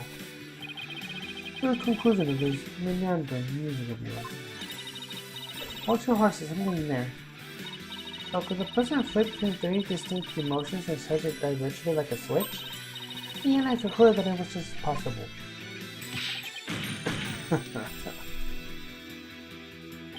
So that's it, isn't it? A bit unconventional, but I grant that it's possible within the realms of psychology. Within the realms of psychology? I'm afraid you have to explain an old man up here on the bench. Your Honor, my theory is that Uendo... With so many distinct personas, it's clear to me that Uendo has dissociative identity disorder. What does that even mean? Your Honor, the defense would like to treat this trial as a child's jest. Multiple personality disorder? A preposterous proportion indeed. Would you not agree, witness? How did she know? How did she figure it out?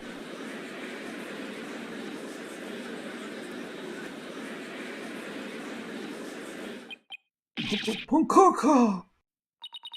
Can't believe it. I did it. Simon. I read papers on it before, but to think I see a case for it myself. Blinding. Kiko artists tell story with different characters, but has different personalities. Hey, you, lawyer girl. You got a problem with us, huh?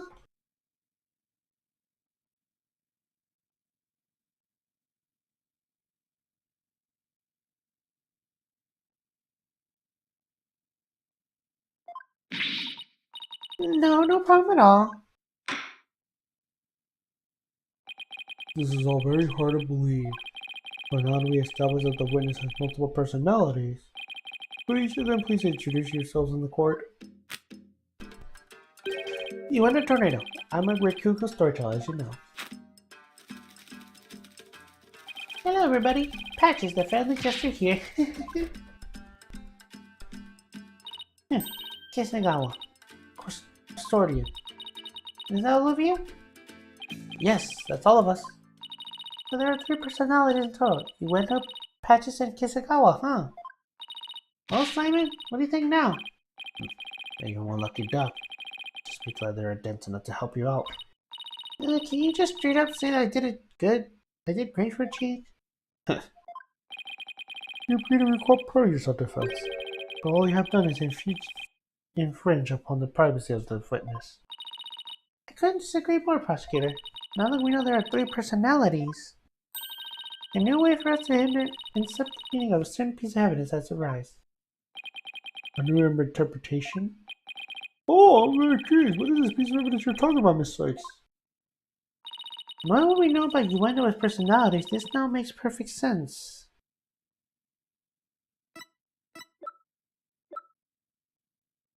Take that! The Kafura cards? That's right, Your Honor. Recall the original dying message left at the scene. We didn't have a clue what Owen IV could have possibly meant.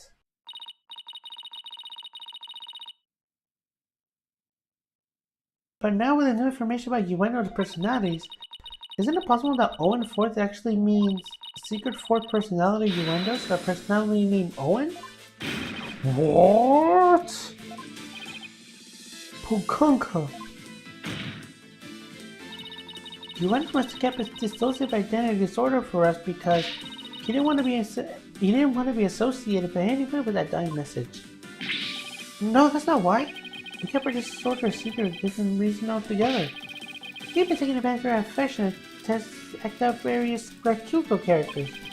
If word of this got out, well, the reputation of the Rakugo artist would be tarnished as with the tornado name. That's why we kept it a secret to everyone except members of the tornado school.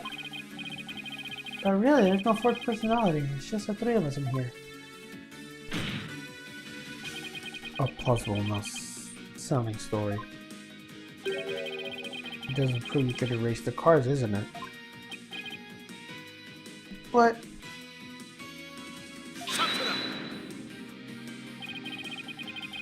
I will concede that it's highly likely that the witness rearranged the cards.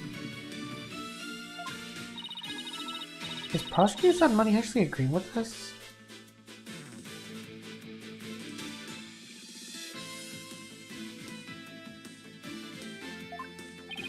However, is it not also possible that the accused killed Master Tornado?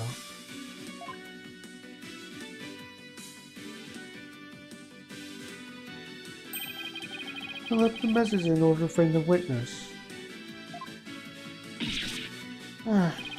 Upon noticing the cards he was found the victim's body, Uendo arranged them. Silence! A fantastic tale, on that tale nonetheless. No one outside the tornado school knew about Uendo's multiple personalities. Uendo just finished saying it himself. Oh, that is true, but ultimately meaning this point. Uendo was only in the dressing room for 2 or 3 minutes. A little too much time to commit murder, wouldn't you say? Objection! He used to say he couldn't have just done it before his discovery. Objection!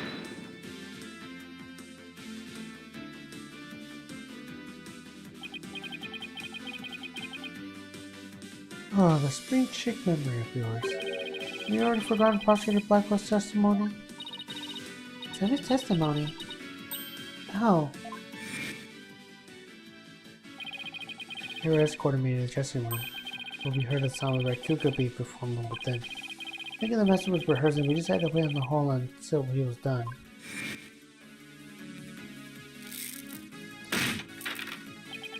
That's right. Only just a few minutes ago before Uendo entered the dressing room, Typhoon Tornado was confirmed to still be alive. No! Not only that, but Uendo wasn't staged until just before he discovered the body. A bulletproof alibi that I've already established with several audience characters. Oh no! I also heard that his Rakiga performance that day was a steaming pile of... Well, you get the picture. Oh, really stunk up the stage I did.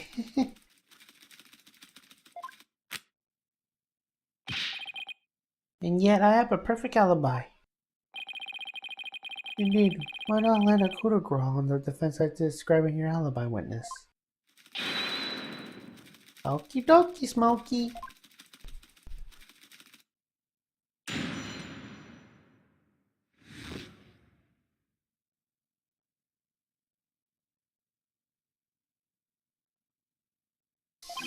I was on stage until just a moment before I went to the dressing room. The entire audience was my witness. But my performance was a huge buzz, not a single soul laughed. I'll never be able to live down how terribly bombed during my very important show. Uendo was on stage before he found the body, so he could not have committed the crime. It is time to let it all go, defense, and move on.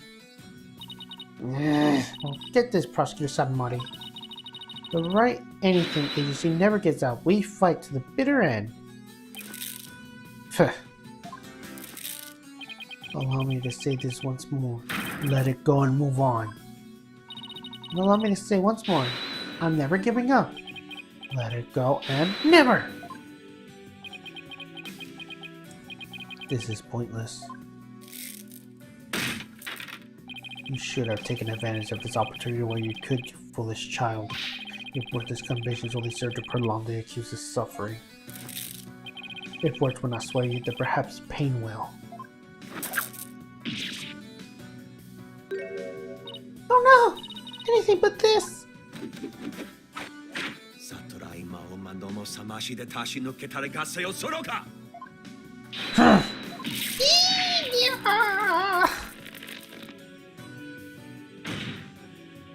What's the big idea, Prosecutor Satomori?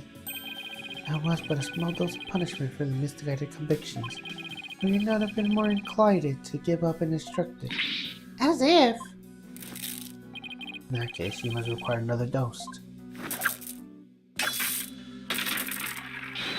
Not to bloody likely. I don't give two flits about your briefs. But if sex don't know where to submit to you here, I won't be able to eat good soba anymore. That's right! From Mr. Wet's future and Prosecutor Blackwell's stomach. I will never give up. You will rule these words defensive. Of that I can assure you.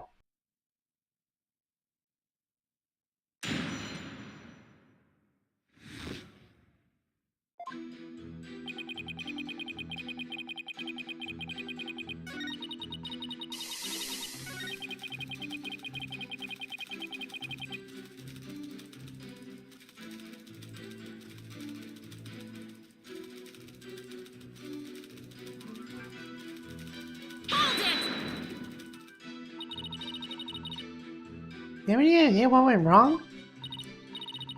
Not sure it was my performance or it was just a particular argument. Or it was the story I picked. But every engineer knows that this kind of thing happens from time to time. I guess that makes sense. Still, I wonder if he could have flopped on his own commemorative soul. Maybe I should dig to things a little more. Can you tell me what Kiko story you performed? I could, but I'm not sure if it will mean anything in this until I live. Well, even if I not get it, can you at least try me? Alright, if you insist. The story I performed was called Toki Soba, or otherwise known as Time Soba. Time Soba, huh? Being Wendo's right, maybe you only said the name of the routine I'm already lost. Oh, so you performed Time Soba, did you? What, you never practiced on money? In the course of my studies last night, I became familiar with a number of stories. Needless to say, defense, you were too well to prepare better for your next trial. Simon, what's Time Soba about? Look it up yourself. Let me give you an overview. The story takes place in the winter night. A man orders a bowl of soba in the street stall. How are you doing, sir? What can I get you for? I see a seaweed soft sakumaji soda mixed up with typical soda. I'll have a bowl of sikopo, my good man. It sure is cold tonight, isn't it? But there is nothing like a hot bowl of noodles and soup where my soul. You know it, sir. When Shikuko coming right up. So how's business? Not so great, sir. Is that so? Well, that's great, because things are only getting better from here right now. Right? Well, prosecutor. Customer talks on and on like this. Finally, when he's done eating, he goes to pay for his soba. So how much do I owe you? I owe you 16 months, sir. I see, sorry. I always sound changing me. I'll count the coins out from your plan, so can you not hold out your hand for me? 1, 2, 3, 4, 5, 6, 7, 8. Hey, what time is it? It's 9, sir. 10, 11, 12, 13, 14, 15, 16. Thanks, and bye. Very well done, prosecutor somebody. That was excellent. Huh? I don't get it. What's so funny about that? Don't you see, the customer paid with coins, counting them out one by one. And just after counting in, he asked about the time. And the soba vendor ends up with 9. Oh, I get it. You made the vendor say 9 and then he continued counting from 10. Exactly. He cheated the soba vendor out of the 1 mon with his smooth talking. The story continues with another man who saw the whole thing and tries to do the same. But he bumbles the trick and ends up paying more than 16 mon for his soba. The story ends with that as a punchline. You can look up the rest of the details yourself. Or I'm sure Swarovski's sad uncle, but they would like to perform it for you after court. So basically, it's a story about a man cheating on his soba bill. That's kind of petty, isn't it? Is that really all you have to say about the classic story? Time soba is such a well-known staple at Wright Kiko, such as skill guard and critical. Fine. So you study a lot. Well, we haven't the time for the lecture detour right now, prosecutor Sad Monk. Oh, I wanted to hear a little more, but I suppose it is off topic. Getting back to the matter at hand, Miss Sykes, the witness stated that... Oh shit. Would you like to add a statement to the testimony? Should I add that statement to the testimony? Yes, Your Honor. I'd like to have it added. Very well.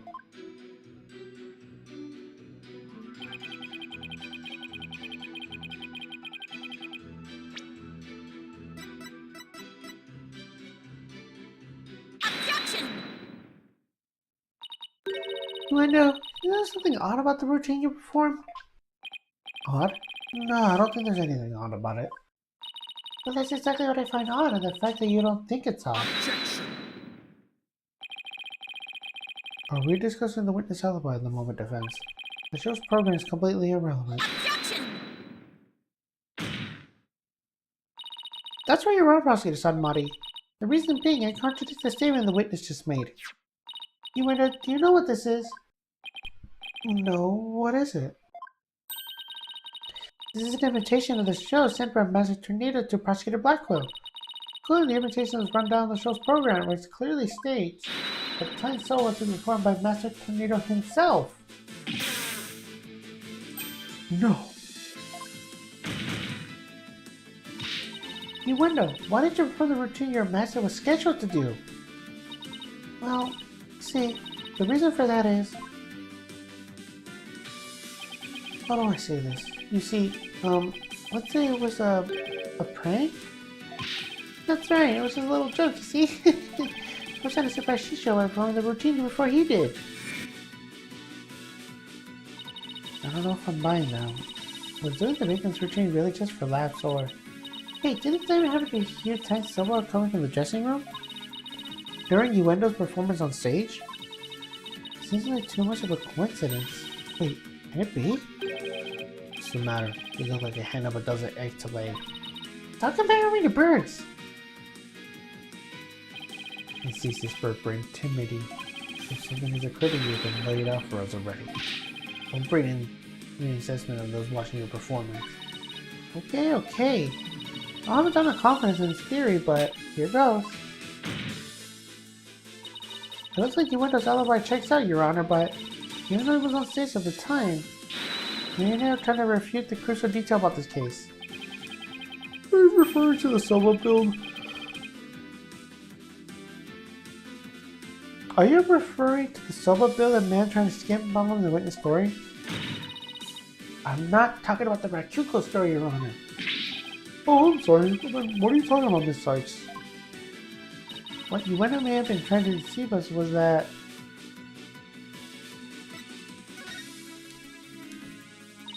Uendo tried to deceive us from the time of the victim's death.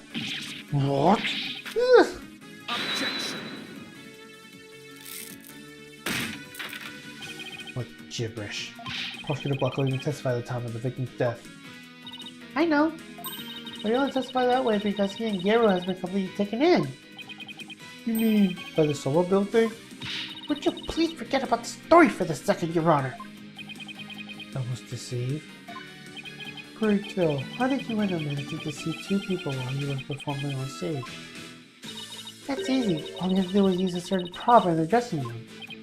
Oh, and what might that be? The prop Uendo used was...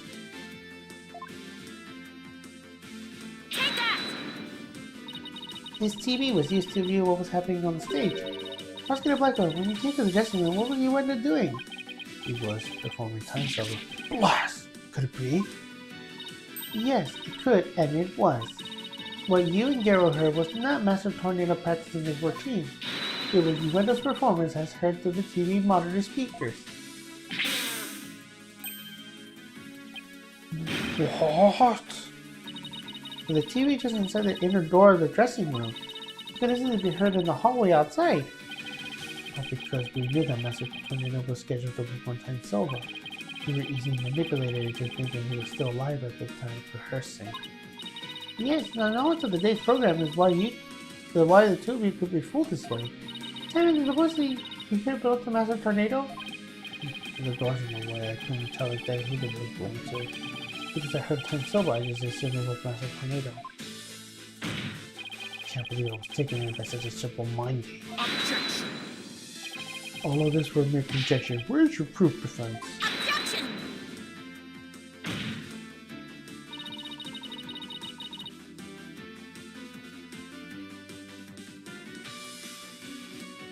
Uendo moved the TV back when he discovered the body. After all, he could have very well leave it to the door. But then someone tried to figure out the trick he might have been playing. There's one more thing about Uendo's action that's suspicious. And that is... The fact that he flopped so badly at such an important occasion. What's so suspicious about that? You and Pro slip up once in a while, you know. Well, I believe this time it was intentional.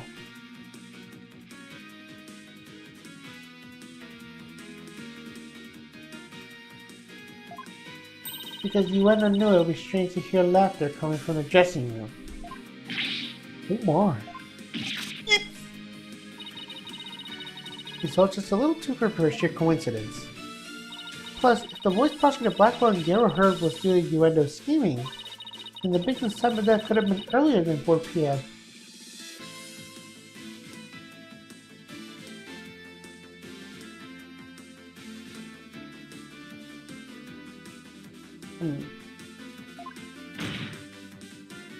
In other words, Ueno could have killed Master Tornado himself. We got you by the stones now, Ueno, so you better confess everything.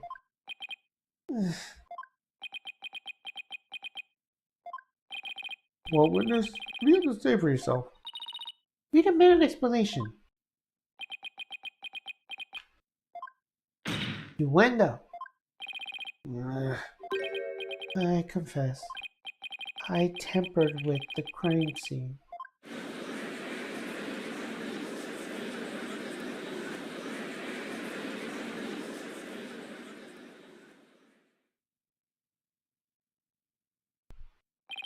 Is it the defense claim that Ueno Tornado is a true murderer in this case? If he tampered with the crime scene, then we have at least considered him a suspect. Now wait just 1 minute. Yes, I admit to messing with the dressing room, but I didn't kill Shisho. Why did you tamper with the crime scene? I refuse to answer that question. What? If you suspect this witness, then I have a question for you. What could this be this time? Ueno has absolutely no reason to murder Tafu Tornado. After all, why would Ueno kill the man who recognized his skills and promoted him? Oh, well, his motive was,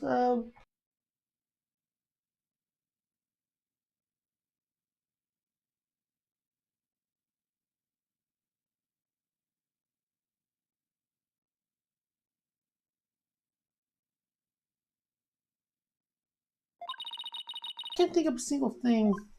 It appears you are also not aware of one other fact. And that is, That the accused visited the dressing room before 4 p.m. as well. It is not natural then, I suppose that the accused killed the victim at the time. what? Nobody told me Mr. Wright had come there before 4 p.m. You know, I'm discussing the time frame of the 4 p.m., so I didn't think to mention it. But now that you make the time period before 4 p.m. relevant... Uh-oh, I don't like where this is going. So you really don't know what your claim was during the time frame, do you?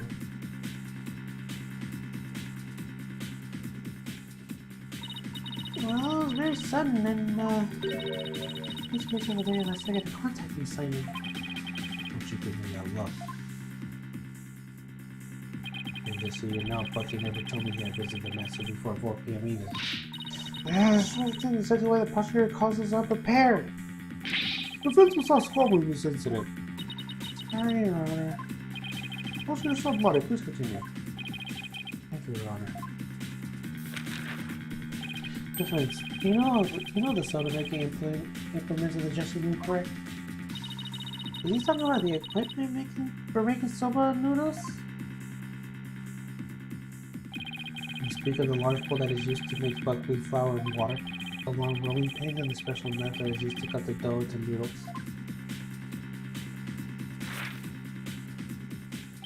Precisely. These tools all came from the accused's soba shop. You mean they didn't belong to Master Tornado? Mr. White had visited the dressing room to give the victim a soba making lesson, and the visit was before 4 p.m. I'm afraid that after the accused kneaded the dough and made the noodles.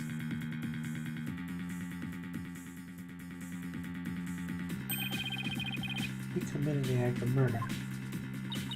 But wait, that doesn't add up. And Mr. White didn't kill the victim before, yeah, why did he return to the room at a later time?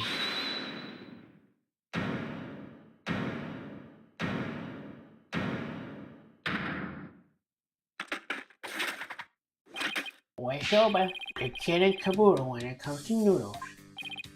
Oh boy! Hiya, Miss Chickadee. Hey, Shiny. I reckon I came back 'cause Master Tornado cook uncooked noodles. Oh. Mr. Wet.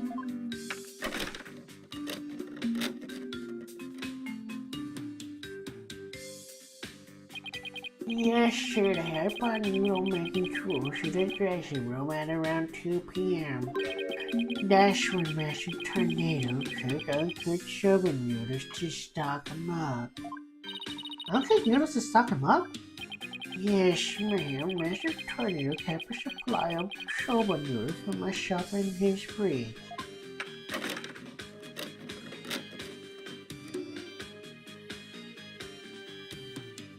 he only had one sherbet left, so I went to my shop to get some more.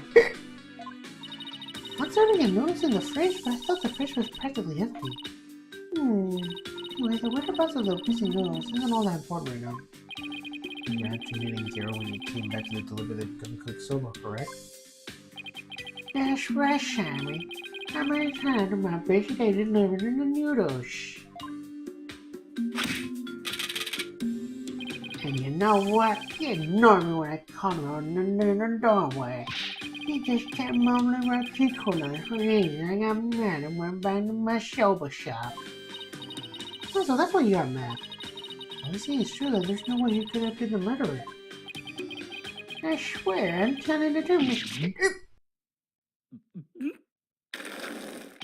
Wait up, quick!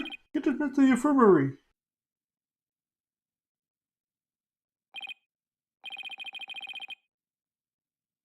Well, I dare say he is quite an handful.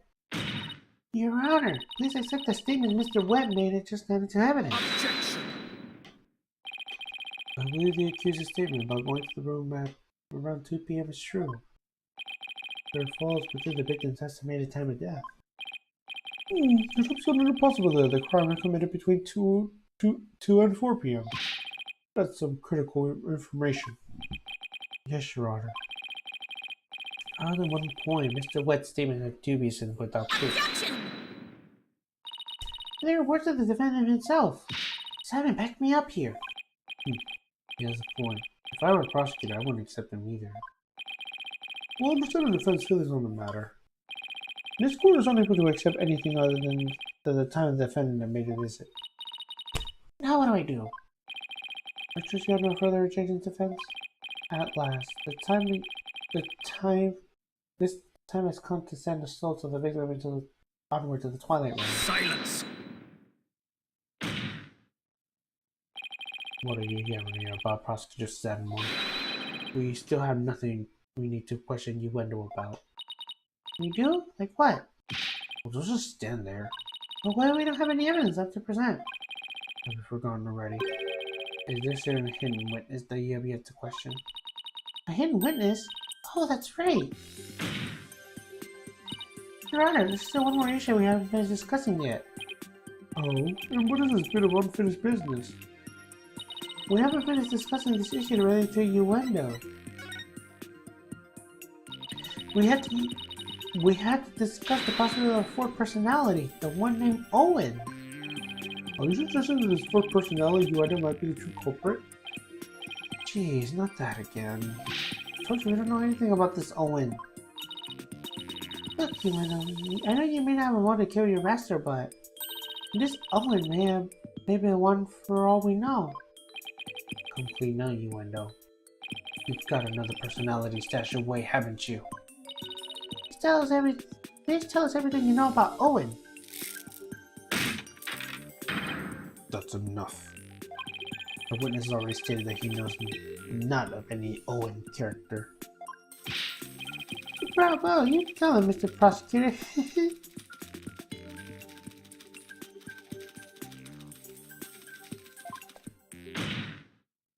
Hey, Patches. You claim you don't know Owen when you really do. That's tantamount to perjury. If you want to exercise your right to remain silent, however, well, that's a different story. Do not listen to the depraved prosecutor witness. You will be tainted with his evil. Do you have any idea how dark and cold my prison cell is? I exercise my right to remain silent. What's this now? Teaching horses at midstream, are you? Shut up! I will remain silent, and that's it. Patches, you fool, you stay out of this.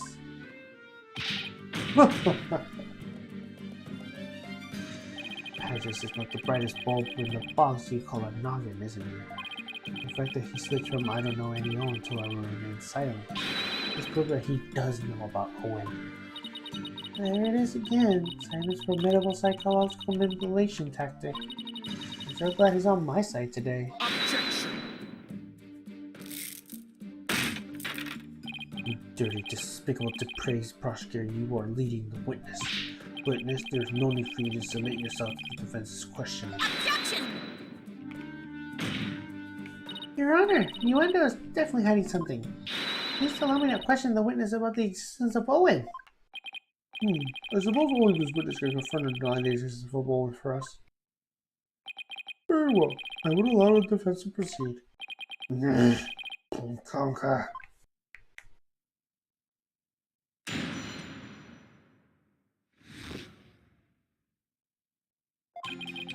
I never any personality named Owen. Passengers were just putting up noses in the panic. We're always aware, but we definitely noticed if their personality doesn't show up. How dare you treat me like a criminal based on a mere conjecture? Well, how am I supposed to deal with the testimony of 3 personalities? Unless you can prove the existence of Owen here, it's all over. You best screw your courage of the sticking place and attack their testimony head on. Alright, I will. Stop piling your pressure on me. Let's draw more info, anything to drag Owen out of the open.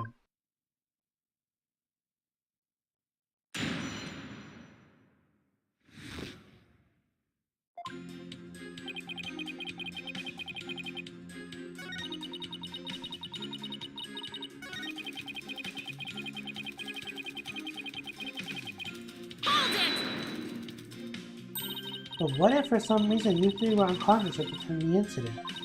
And if three of you weren't alert or aware, what would happen? What would happen? I'm not even sure what you mean. I mean, you three share the same memories, right? What if Owen was different? What if you had a memory separate from yours? Maybe Owen emerges when the three of you are unaware and unconscious. Objection! Instead of speaking of this fourth personality as a foregone conclusion, I should see proofs of its existence first. Well, we already seen 3 personalities, a fourth one would be a stretch.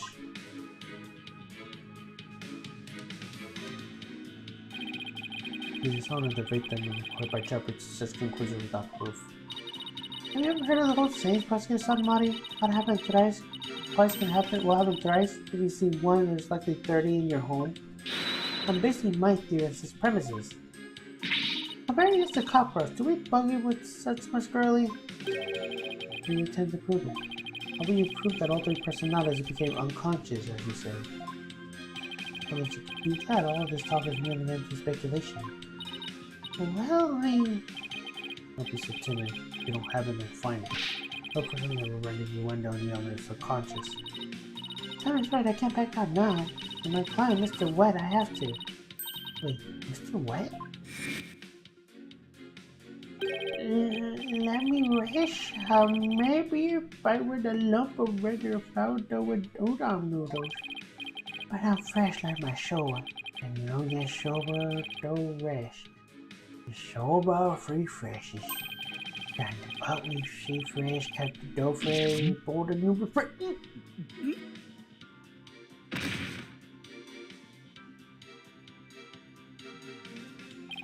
You blacked out.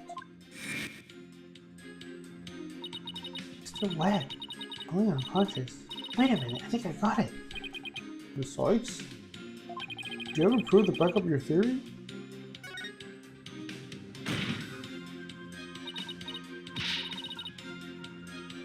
Yes, Your Honor, I do. The proof is right here in this crime photo. It is? In that case, please point out what supports your theory. This most likely is what you under the lose unconscious. Take that! This is probably what made Yuendo lose consciousness. Oh yes, the sake. And isn't just like Master Turnabout to pick a fine brand like Camel. Sake? Oh, you mean rice wine? Oh, please, don't call it rice wine. That's so unsophisticated. And it's not even wine. Silly girl. I must agree, you need to become more cultured, Athena. Tomato. It's made of rice and people get drunk from biting it, right? It's called sake, and a story. Fine, sake it is then. Ay caramba, everyone's so touchy about these things. I recall Master Turnabout will often have a drink or two before performing. You gotta make them more adequate. The kid must have stuck to make one of these consciousness, though, of course. And look, there are 2 glasses on the table. You wonder, I believe your master offered you some breast sake? Then you must drink too much and passed out. That's when your first personality Owen emerged. You drink sake? Oh, that's a good one. We have a real sweet tooth, you see, so yes, we could accept a sugary red bean bun. But since we really dislike sake, we say no thank you to that. Believe it or not, we're weak when it comes to booze. Give a tiny drop and knock us off right out. So you see, I had a sweet mahjong bun and I didn't drink any sake. What? But that can't be right. The defense demands that the glasses be examined right away. You amateur, do you really think I had not already done so? Your foolishness is beyond the pale. Don't tell me. There are no traces of the witness having touched either of the glass naturally. Right, of course. Mr. Would you answer the witness that reacted to the testimony? Yes, please, Your Honor. Very well.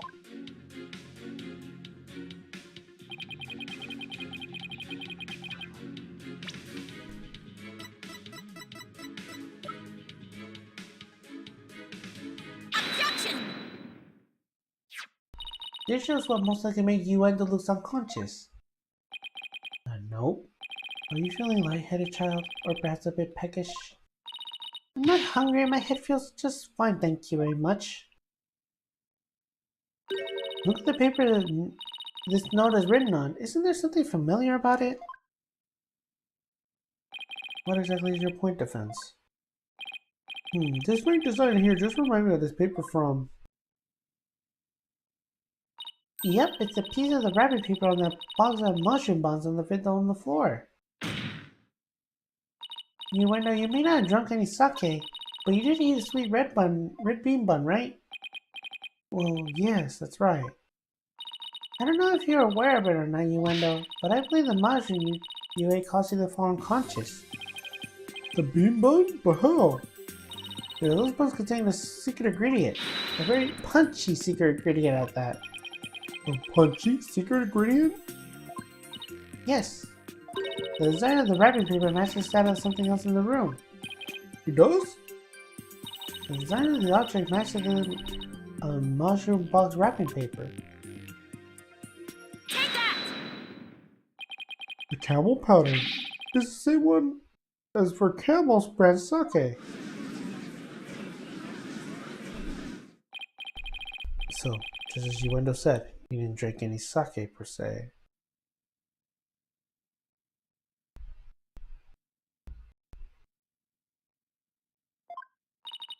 But he did eat some.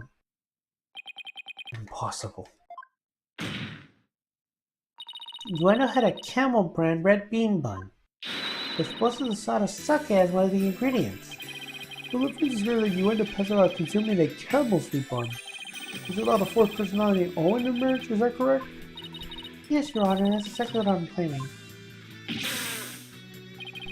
But there's just one more thing that bothers me. Won't the alcoholic content of the buns evaporate as they were steamed? In order to give them a stronger flavor, some measures will make the refrain for such an about. We make the refrain as much of their alcoholic content as possible. I don't think you think I am. You don't want to pass out after eating such a simple maju. Now how will we test that theory? What do you say, Your Honor? Seeing is believing, as they say. Very well, I will allow a test. Thanks, Your Honor. Simon, go buy us some camel maju on the double. Don't forget to get me one too, okay? Why must I? And while you're at it, Prosecutor Blackwell, you will get one for me as well. I'm not a poorhouse staple boy, you know. It's just this once, Aquatis. Aka, I'm counting on you.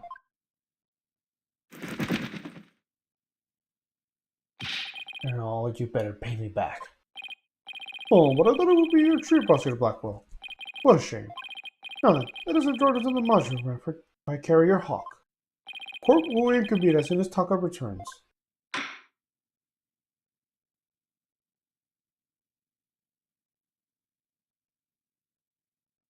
Oh boy.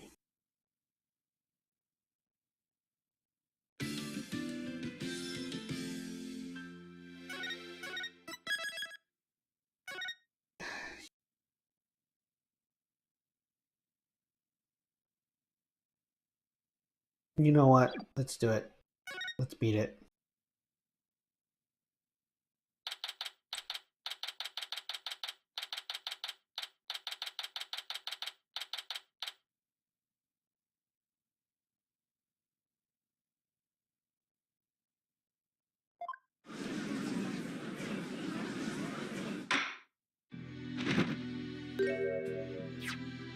None of those weak ones have arrived. This square is back in session.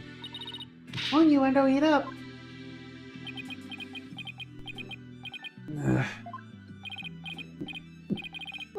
Nice flavor. You really taste the sake. That was delicious. Yes, a unique sweetness and a faint aroma of sake. Yet I hardly think anyone could pass up me something like this. What's the matter, Yuendo? Oh, you're not afraid of the tiny mush, are you? Oh, you forget how many calories it has. Don't be ridiculous. A sweet little snack like this couldn't possibly... I mean, I could never. Less pleading, more eating witness.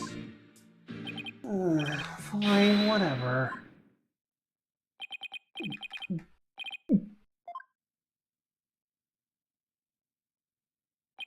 Eh? Told you. It don't affect me the slightest. We must be a little lightweight. But come on. Nobody's that light. Seriously, no one get jerked for this one little bun.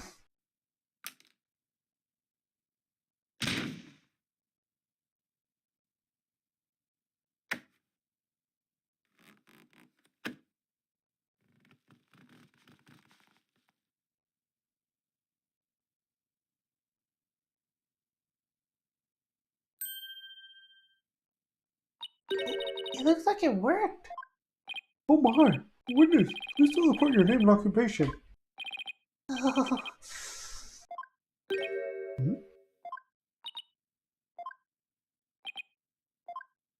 Oh. My name is Owen. I'm 5. You're 5 years old? Am I in trouble? Please don't yell at me. Oh. So he's Yuendo's Fourth personality? I hardly think a child like him could have more than murder of a victim. And even if he had a motive, could he have actually committed the murder?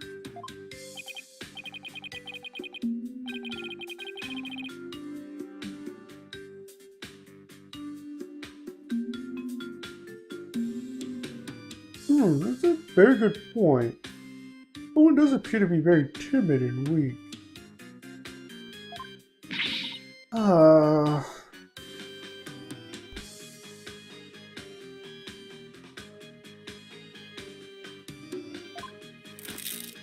It seems the defense was hoping the same personality would be the real killer. And now that he is standing here before us, is it clear that none of Yuendo's personalities can be the killer? Where do you even go from here? Shisha. Owen, do you know something about what happened to your master? What? Come on, buddy, won't you tell Auntie Athena what happened? Whoa, what's scary, lady? Isn't that scary? Look at Auntie's big smile. Tell me about your master, please. Pretty please with sugar on top. Okay. Shisha was super nice. He always played with me. Just like a real grandpa. I love Shisha. Athena, do you sense anything behind these words? I sense his sadness so pure it's heart-wrenching. But no discord. Prosecutor Muddy is right. Owen isn't the killer. But then, do you find it odd? Find what odd? The real what we learned so far. You wonder who arranged the Karuta cards to pin the blinder on Bucky. Well, that's because the original hasn't implicated Owen. But Owen's only 5 years old and he acts like the Doris Master tornado. Exactly. The other 3 personalities all has on no murder for murder. If Owen isn't the true culprit, then the person who first laid out the cards probably wouldn't have been Master Tornado. So then, who did it? Defense. Did the appearance of Owen help you figure anything out? Yes, Your Honor. I now know who was it that first laid out the Karu cards. I thought it was the victim, right? No, Your Honor. I don't believe it was. The one who first arranged the Karu cards to the table was none other than Yuendo's 5th personality.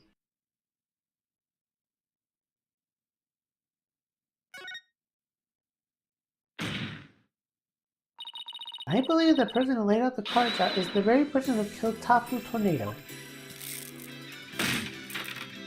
How quickly you move off on a new target when your old theory proved false. You Pokonkin. I don't know what the Pokonkin is, but I know I'm definitely not one. Before you start with the sermons, why don't you hear me out? Yeah, let's hear the defendant's reasoning. Sing the sights. If you're bluffing, I won't go easy on you. I understand, Your Honor. Now then, please call the original crime scene. Who did the tarot cards name when the scene was discovered? It's true. I believe they implicated the defendant Bucky Wet. That's right. When he found out that the original message originally read Owen's Forest, which was a young boy Owen. Exactly. And the person who arranged the crime for undoubtedly Yuendo. Yuendo may have kept silent, but we could be sure he already knew his master was dead. He's tampering with the crime scene using the TV all up proves it. I confess, I tampered with the crime scene. The reason Yuendo arranged the color cards into the TV is because he saw the Owen 4th message and was convinced Owen had committed the crime. Right on, Prosecutor Blackwell. It would appear that Owen and the other 3 personalities don't share the same memories. But really, there is no 4th personality, it's just the 3 of us here. Yuendo feared that Owen had killed Massive Tornado, so he was trying to hide Owen from us. Oh. But it turns out, Owen is but a 5-year-old child incapable of hurting a fly. He had only beloved master. So naturally, the culprit must have been somebody else. And somebody else, the true killer, tried to pin the crime on Owen.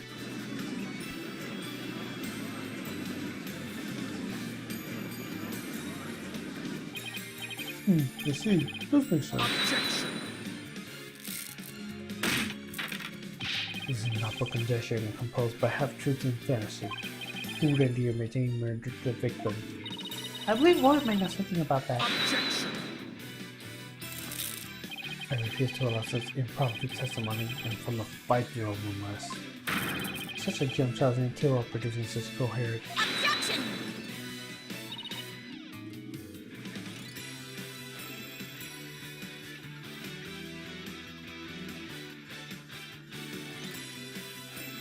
But your desperation is disgraceful. You should realize that it's time for. I saw it. I saw Shisho getting. Owen! You do know something, do you? Yeah. Oh my, is it true? If so, we must have Owen testify immediately. Don't you agree, Prosecutor Sanmari?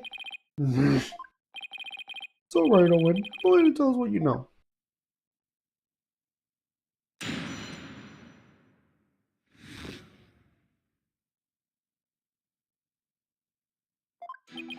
Shisho was standing with a knife in his hand. Blood was dripping onto Shisho's face, getting it all red. I couldn't move at all. I was so scared, I passed out.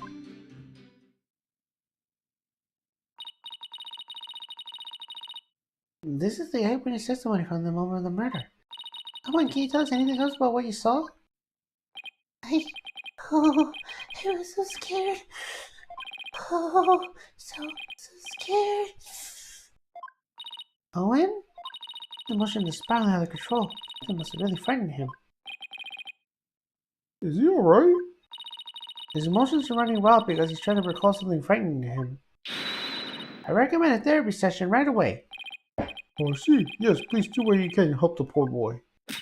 Will do, Your Honor. Better find the cause of these out-of-control emotions pronto.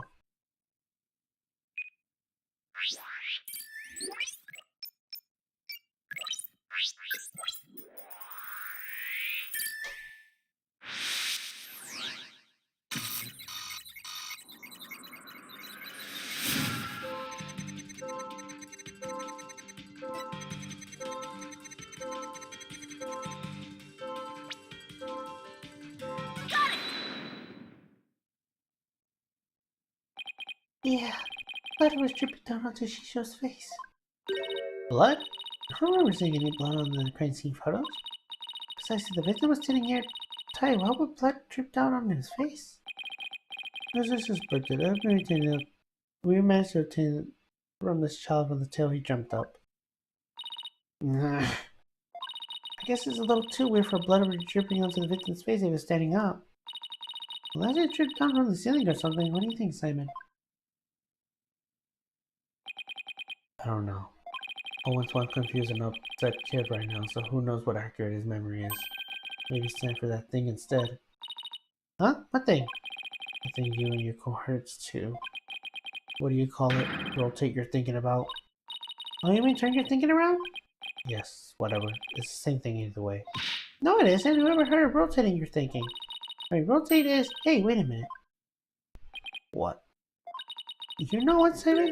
In this case, I think rotate might just work perfectly after all.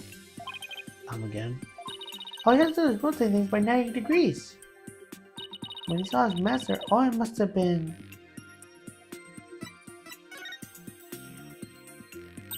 Owen must have been lying on the floor when he witnessed his master's murder. What? That's the conclusion I arrived at when I rotated my thinking at 90 degrees. Which means by all the visuals of the matrix were off by 90 degrees. That means Master Turner was also lying on the floor, which solves another mystery. And what mystery is that? The mystery of how blood could have been dripping onto the victim's face. It becomes much easier to imagine how that could happen if he was laying down. Like someone bleeding onto Master Tornado with someone up above him. I remember now. Somebody was sitting on top of Shisho.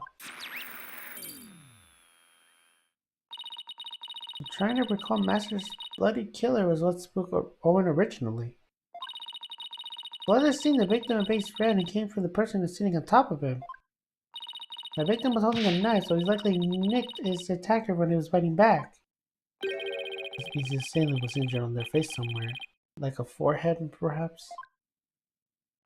Assuming the victim and his attacker were face to face, then yes. You see, but that is what happened.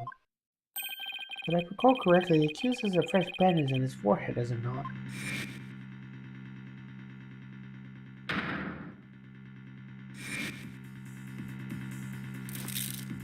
That injury on Mr. Wet concludes the evidence that he had committed this murder. Why?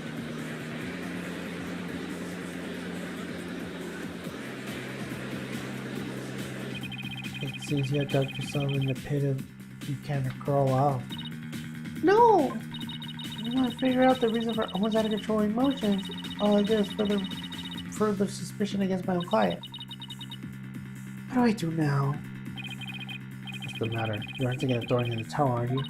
It looks so bad for Bucky. I mean, he had both motive and opportunity. Plus, he has an injury on his forehead. Your Honor, I sense that the defense is finally ready to let it go and move on. Well, Miss Sykes, I understand that you don't want to give up your client, but I won't allow you to prolong the trial without any good reason. Well, our lawyer did her best, but all the signs point to the defense did it. In any sense she gave up, tried everything she could. I really don't want to back down, but... Silence! Athena, are you having doubts about Bucky's innocence? I wouldn't say that, it's just... You know what you said to Bucky earlier this morning. You mean you believe me, ma'am? Of course, no matter what I believe in and believe in. Or those just empty words? Of course not. It's just that all of the cards are stacked against us. Or you're still stuck on that line of questioning? Motive, opportunity, and the injury in his forehead. Is it all you can take to make you stop believing in your client? Tell me again, who are you to Bucky? I'm his Miss Chickadee lawyer. Do your duty and believe in it until the very end. I will. He's absolutely right. I'm Bucky's lawyer. He's depending on me. Defense team, please, no fighting in my courtroom. Defense is ready to resume, Your Honor. Prosecutor Blackwood just give me a pep talk, that's all. Thank you, Prosecutor. And do it for your sake. I did it for the future of Web Soba. Yeah, I got it. Defense would like to continue with Owen's therapy session. Owen, are you be alright with that? Okay. Somebody was sitting on top of Shisho waiting for him on the head. He's smushing something into Shisho's face. That's funny. What is it? I still hear discord in Owen's voice. I don't sense any inconsistency between his statements and his emotions. And it doesn't mean any contradiction in his testimony itself either. Oh, so that's it, huh? Did you figure something out? Your ability to sense emotions making you focus too much on his feelings, Athena. There's actually something he's very vague about his testimony. If we clarify why he's feeling uncertain about this evidence, you should be able to move forward with there. Okay, that makes sense. I'll give it a try. I'll just update the moon matrix with new information and then we'll be ready to go. I just need to present some evidence of what Owen is being baked about.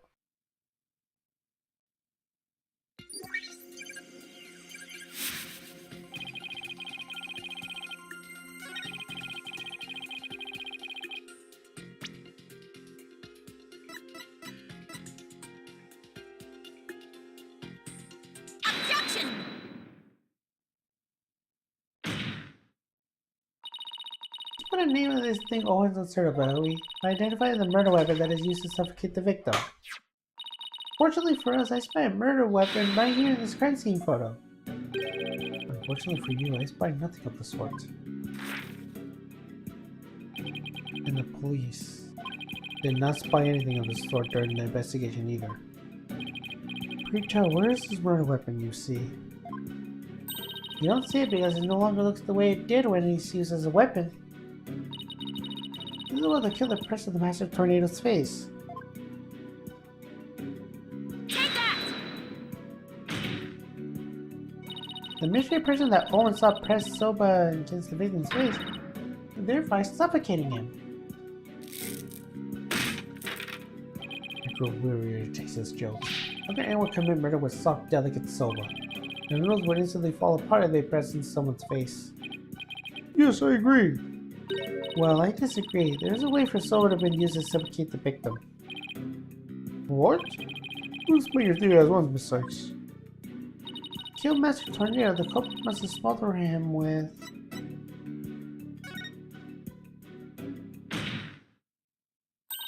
The culprit made use of the Soba before it was cut into noodles. In other words, the murder weapon was raw Soba dough. What?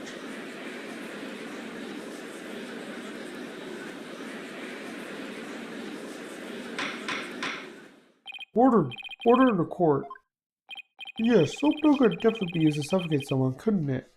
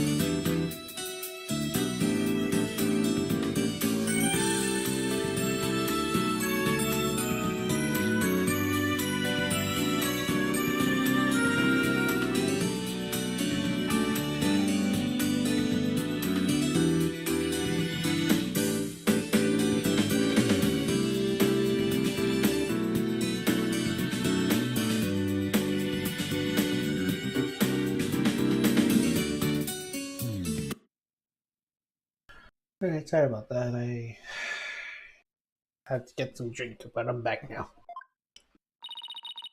Are you alright, Prosecutor Son Marty?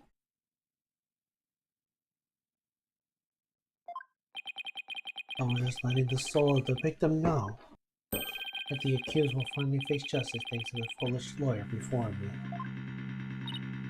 Huh? What are you talking about? Allow me to summarize their statements. As the accused was killing the victim, he was slashing the face by the victim's knife.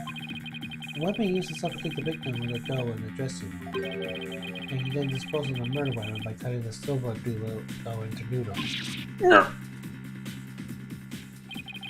Why, you smartly.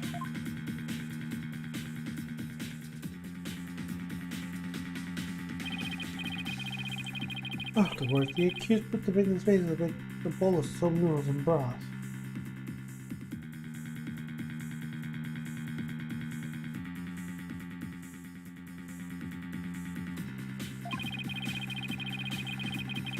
To wash out the blood that had dripped into the victim's face on his own.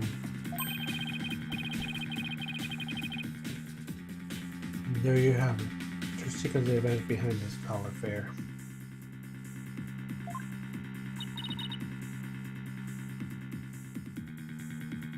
Now wait just a minute. Everyone said that Mr. Webb was the culprit. Who would the accused know how to cut dough in noodles defense?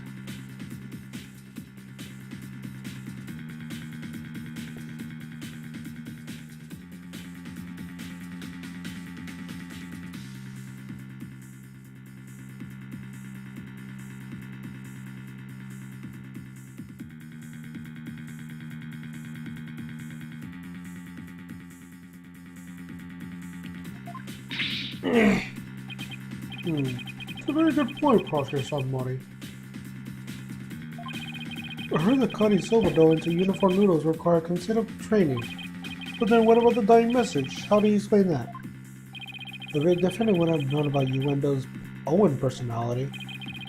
Perhaps the victim was simply playing the cards and they hold no other meaning. Rather spell Owen's name in jest sometime before his murder. The shooter from Owen's system is clear that Master Tornado cared for the boy. It appears we write a compelling conclusion. Together all these points paint a convincing picture of the defendant's guilt. Owen, is there anything else you could tell us? It doesn't matter how small of a detail, anything will do. Oh, you're scaring me. Oh, I'm sorry, Owen. Auntie Athena didn't mean to raise her voice. I have to be gentler with him. I can't forget he's only 5 years old. No need to be scared, okay, sweetie? Just tell us anything you remember. Well, when I woke up, the person who killed Shisha was standing over me, bleeding from her head. Owen, you saw the killer's face? Oops, I did it again. Well, who was it, Owen? Do you remember? Oh, I don't know who it was. I'm picking up some noise. There's just something to uncover in Owen's testimony. I don't know what Owen saw, but suffice to say, we are analyzing the dreams of a child. We wasted enough of our time defense. Let it go and move on. No, there's some discord in Owen's heart that needs to be addressed. Therefore, I can't give in here. Owen, do you think you give your continue your testimony for us? Okay. Oh, it's a new info. Run an update then.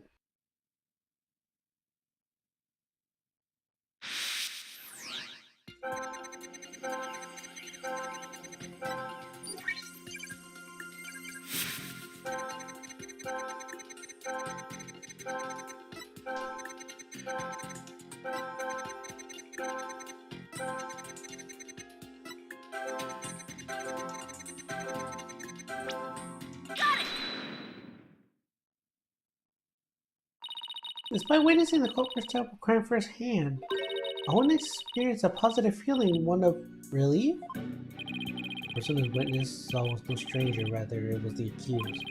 Therefore, it was only natural that he felt some level of relief when he saw a familiar face.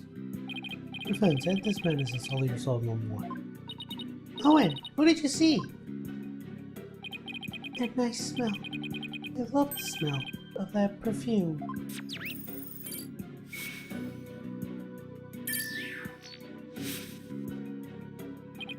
It's the smell of...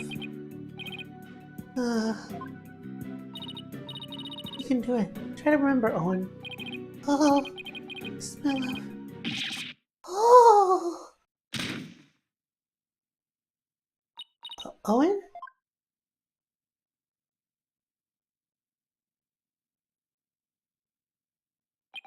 It seems Owen is not resting in the infirmary. They certainly have their hands full today down there. Let's continue with the trial. Despite Owen's testimony, it is the opinion of the humble servant of the Holy Mother that the child's words are insufficient to clear the accused of suspicion. What about the scent of perfume Owen mentioned? It leaves a clue that will lead us to the true culprit.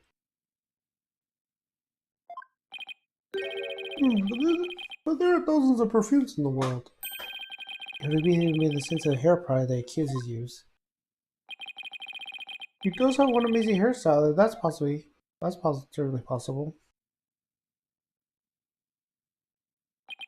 The witness is a 5-year-old boy. He cannot tell the difference between conventional perfumes and hair products. Yeah, why do you have to come for a crew cut or something, Becky? Once more, the only person that can cut soba noodles with his precision Is the accused and no other. Oh man, what am I even supposed to argue with that? And so the person Owen saw on the scene of the crime can only be the accused Bucky Wet.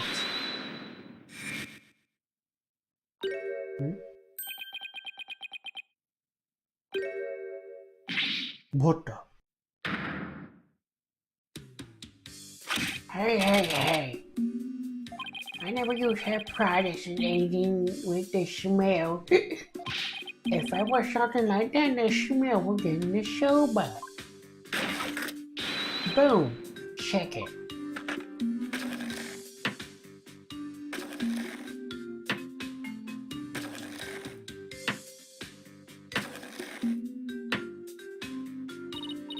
Mr. Wet, are you supposed to be resting in the infirmary?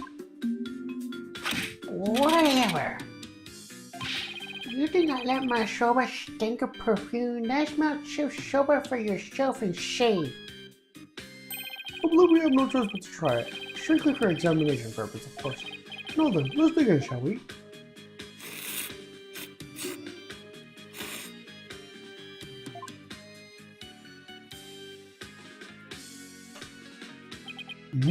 That was delightful.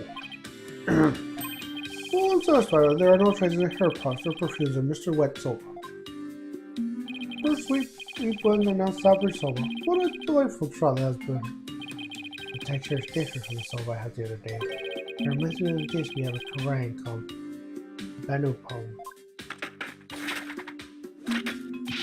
What you think, Miss Chickadee? My soba's pretty good, isn't it? It's delicious, don't you think so, Simon? Still pales in comparison to his late father's cuisine.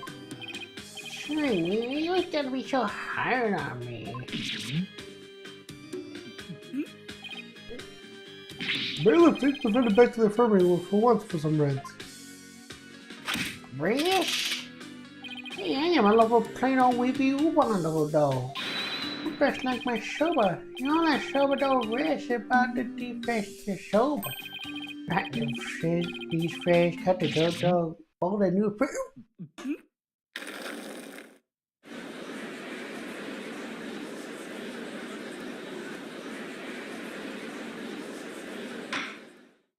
Good grief, what a defendant. Now these bugs wasn't the source of the perfume smell. Wait, smelly perfume? You look like you remember something. The free smelly perfume reminded me of a certain somebody. Oh, and who might that be? Only one person that comes to mind. Very smelly perfume reminded me of this person.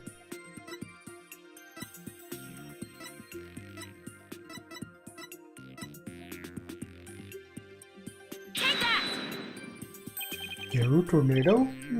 Yeah, she did smell very nice, didn't she? someone with defense. You would throw suspicion on Kirupi now because of his scent? Your Honor, there is no need to go along with the ever-changing claims of his defense. I suppose the claims have been often inconsistent. But Kiro could have been the crime scene. Yes, but... Can't you see those balloons of hers if we get her back to the, call her back to the witness stand? How vulgar. Honor's not interested in such things. Studying the matter of her balloons aside entirely, I do believe it's appropriate to ask Garrett some questions given the circumstances. This has nothing to do with her balloons, of course. Liar. Thank you, Your Honor. Pukunka!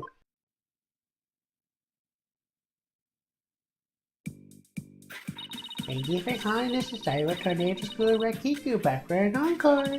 It's me, the Bloom Artist, you know, no love, Geru Tornado. 1, 2, blue. Wow.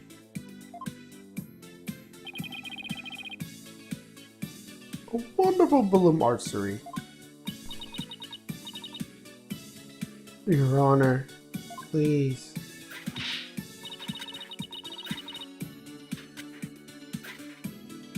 Now then, would you like me to make it for you this time?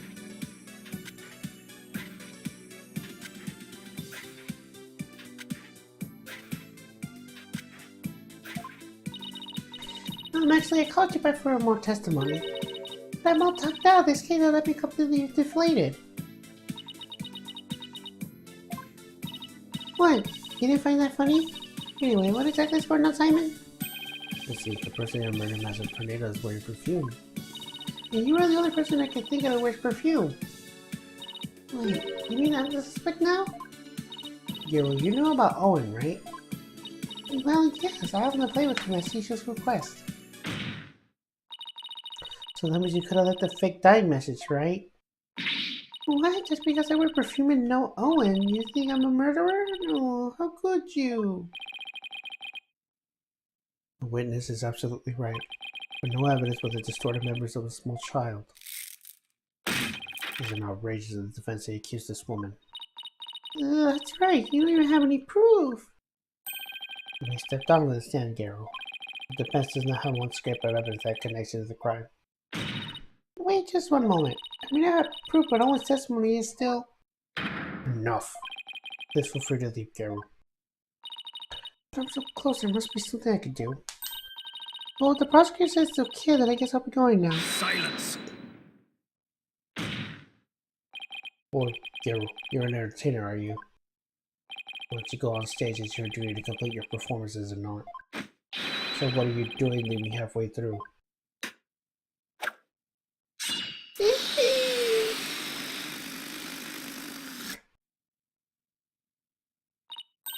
There's a bandage on Garo's forehead. Since we know the Massive Tornado's killer has a cut on their face somewhere. Impossible! How did you know, Simon? I did, but I had to take a chance to see it for myself. Otherwise, your theory would have remained a groundless accusation. Your Honor, Prosecutor Sadmati, the scent of perfume, the injury on the forehead, these things are completely inconsistent with Owen's testimony. In short, the mysterious individual Owen saw in the dressing room could have been Garo.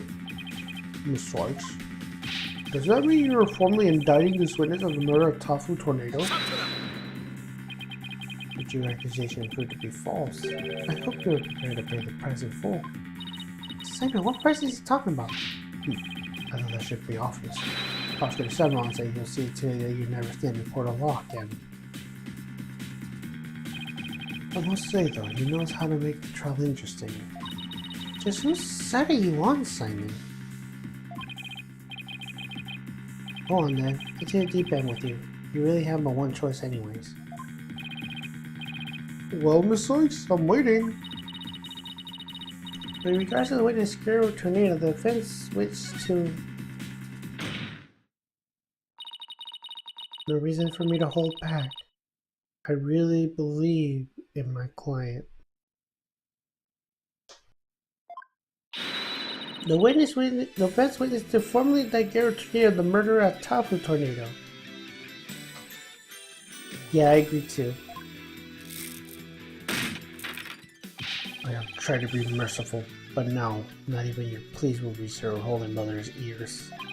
You will have plenty of time to regret your decision in the pit of hell. Except I won't need to. The person who murdered the victim was not Mr. Wet. It was Garu Tornado. The bandages is from a silly slip-up I made from cooking yesterday, that's all. What kind of extreme cooking were you doing to cut yourself on the forehead? Well, what can I say? That's what happened. You also don't have an alibi for a period before 4 p.m., do you, Garu? But, I really don't know anything about this phone until Shisha was found dead. If you don't believe me, then let me twist. And blue, there you have an adorable little kitty. I suspect a cutesy little wooloo mark just like me, Garu, I've been meaning to say this for a while now. Could it be that you don't have an eye out for Blue March? Don't you think I know that? You don't have to come out and say it. I'm a daughter of the great Rakiko artist. I never want to do stupid Blue March. I was supposed to be a Raku storyteller too, just like my like daddy. She sure told me I could do Blue March instead. I guess the victim thought she had no talent as a Rakiko artist either. Are you still gonna suspect a poor little thing like me? I'm trying to skirt the issue. There's all kinds of the scent of perfume in the cut of your forehead. You and the culprit in Owen's testimony share two traits. You're dead set accusing me, aren't you? Well, here's what I have to have for no little girls like you with a twistity twist. I'll cut you, witch. Go ahead, make me testify all you want. When the truth's revealed, there'll be a little more minds that go pop. Got it? Oh my, is this yet another hidden personality? Simon, is everyone in this tornado school like this? Oh, should I know?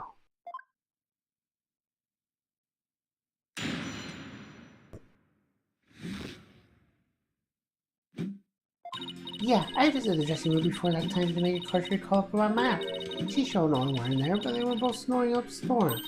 Still didn't know Shisho left, so I left. Didn't want to disturb them now. The perfume Owen smell must have left when I visited.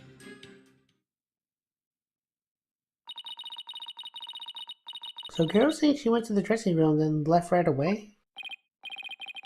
Don't take her at her word. Come on, do you really think I would? I'm just trying to figure out how to get to talk to her about what really happened. No, then Miss Suggs, you may proceed with your cross-examination.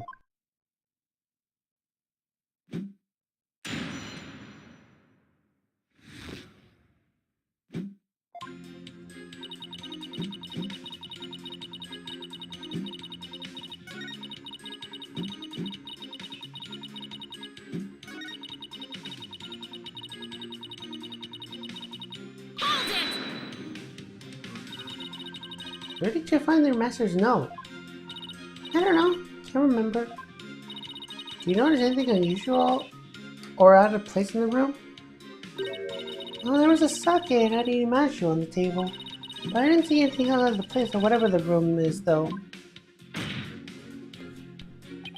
Oh, is that a fact? Of course it is. What do you think? And you didn't change anything around while you were in there? I didn't do anything. Look, I'm telling you. I didn't see anything funny near Shisha. I didn't touch anything in the room. Your problem is I requested Garu's last statement to be added to her testimony. Simon? What does a statement like that going to do for us? Just play along and you'll see soon enough. Ugh. I have no problem with adding that to your testimony, but how about you, Miss Sykes?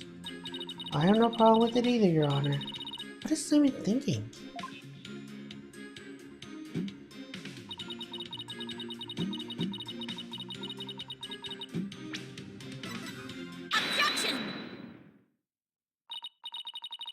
Gary, you say you didn't notice anything unusual near your master. You also say you didn't touch anything in the dressing room. That's right, what about it? Then I wonder who left a dying message with the card for cards. What are you going on about? It had to have been that Bucky. Sorry, but that's not possible, because only 3 people know Uendo's personalities. Uendo, your master, and you!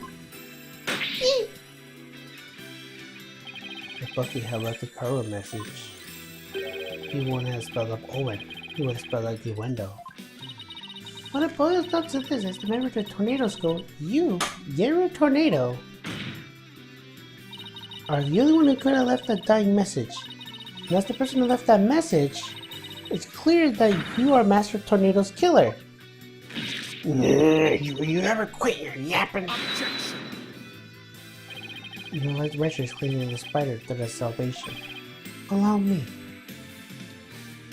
to cut that holy thread of the heaven that brings you back down to earth.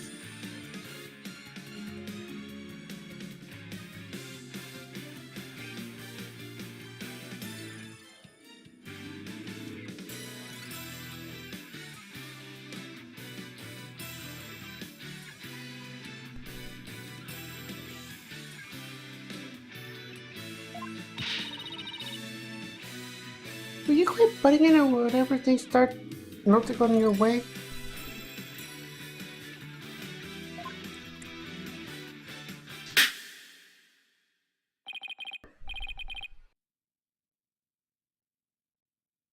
Silence, child. Playtime is over.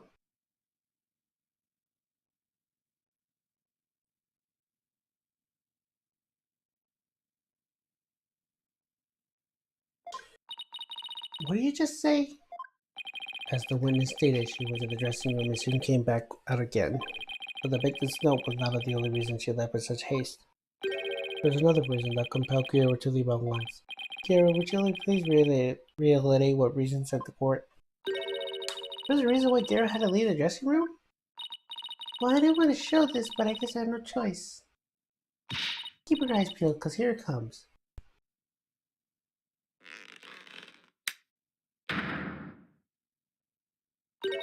Your hand is all swollen and red.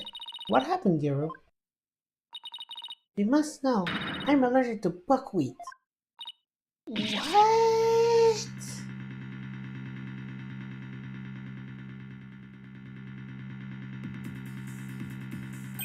Allergic reaction to buckwheat can vary, though very usually on the severe side. The topple terminating soba noodles in his dressing room. Dare was lucky to still be alive when dealing with the soba flower when it was swirling in the air. Good thing got that pretty quick. I managed to escape with just a mild reaction. But I touched Shisha when it was being carried away. Look what it did to my poor hands. It must have been a soba brush in his clothes or something. If I inhaled any of that soba flower, but I had a seizure. It would have been good night, Gary. I haven't been staying in that dressing room for very long. A person who realizes your work buckwheat could have been in the room with soba flower in the air. And certainly could have used soba dough as a murder weapon either. But this isn't good. You know we'll come to this, don't you? That's why you never mention her allergy. As I could do anything, so underhanded.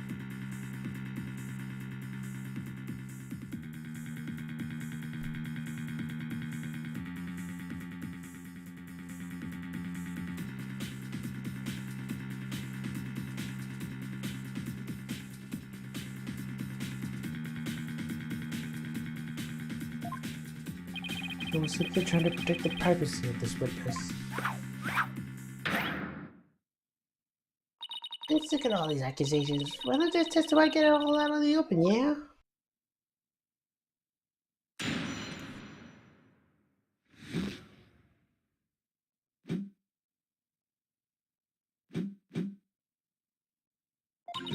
If I come to the slightest contact of the buckwheat, I get an allergic reaction.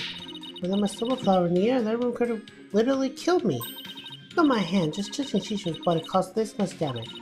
There must have been soda broth in his clothes, so I never could have committed that murder in that dressing room.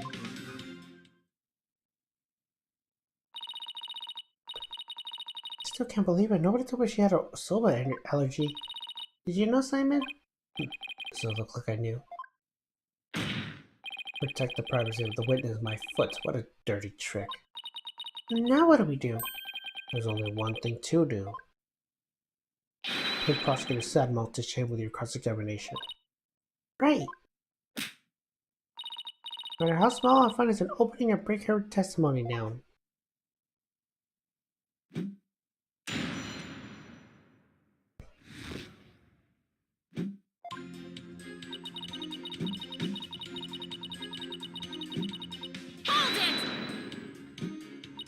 You're not lying about the soba allergy of yours, right? Of course not. I swear to my great and my father up in heaven. You even get your doctor's certificate if you want. She seems to be telling the truth.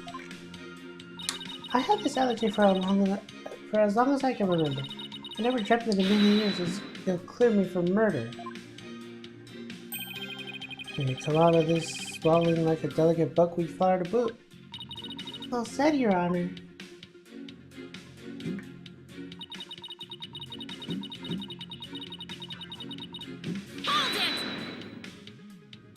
I'll give you that there was a bit of flour scattered around in that dressing room, but you weren't in there to pay your respects to the boss regardless, right?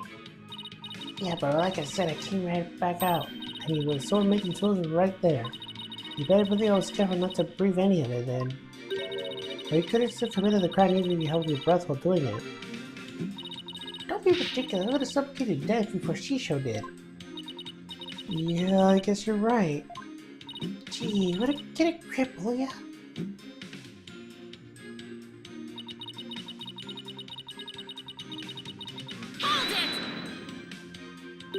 Maybe there's a twist here, like you're actually allergic to dogs and not soba? You're kidding? Bring my little Jimu in here? I'll have squeeze it like there's tomorrow. If we have a genuine, honest to goodness soba allergy.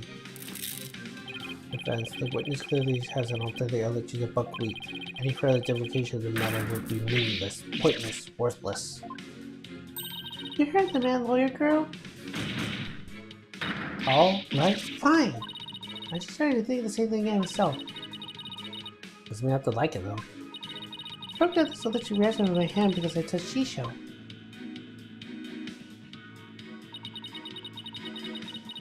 I have a question about that actually. If you're allergic to the soba, does that mean you're allergic to the noodle broth too? Well, the buckwheat from the noodles can dissolve into a broth, so duh. Touching soba broth can be just as deadly for me. Don't you know anything? What an amateur. I'm sorry. Do I look like a doctor to you? Look, anything that has soba in it or anything that touches soba is like poison to me.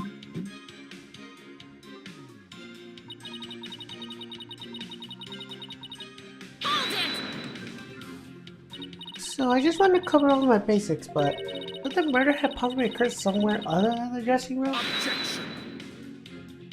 That is out of the question.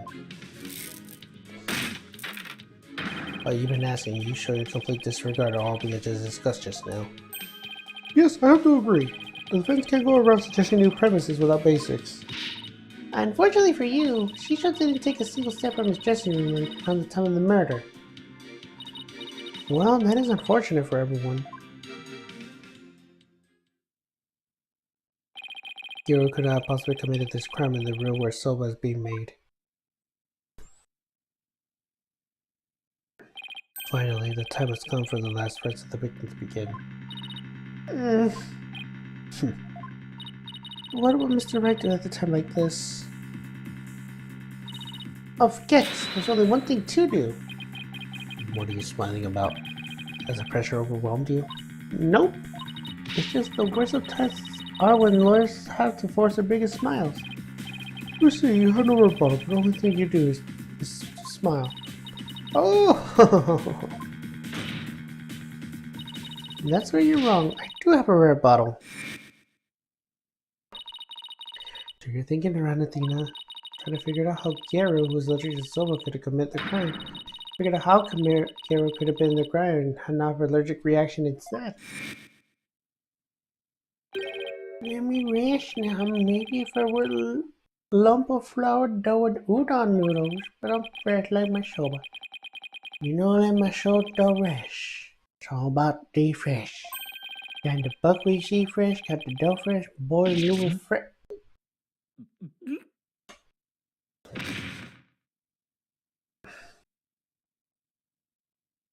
He blacked out.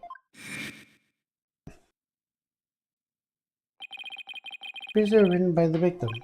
Allow me to read it. Resting. Do not disturb. Yes, that's the note I saw. After reading that, who wouldn't think Shisho was napping? If you must know, I'm allergic to buckwheat. Mondo! What if that certain piece of evidence doesn't mean what we think it means? If that's the case, I might be able to prove that Garo could have committed this crime. The matter's so hard, you search your mind, you cannot overturn the facts. Well, Miss Sykes, if you have no further objections, I'll hand down my ruling. True, I can overturn facts, but what are the facts about the piece of evidence wrong?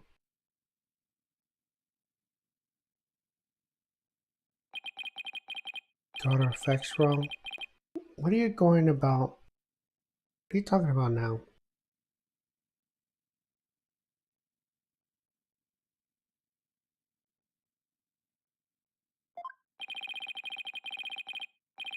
Which piece of evidence do you mean, Miss Sykes? Please point it out to the court. This evidence proves that Kiro could have killed her master even with the soba allergy. Take that! It's Master Tornado's note. This note? Preposterous. What possible connection could there be with the witness's allergy in that note? The answer lies in the true meaning of this note.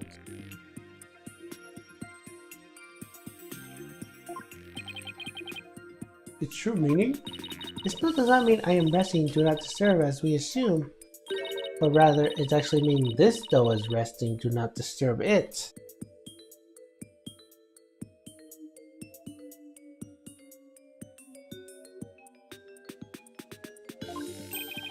Wait a minute, Athena. That doesn't make any sense. You're right, it doesn't. After all, but Bucky told us many times, you don't let the Sobato rest. What does all the jibber jabber got to do with anything? This is it, the home stretch. This note of Mr. West's work led me to the conclusion that Master Tornado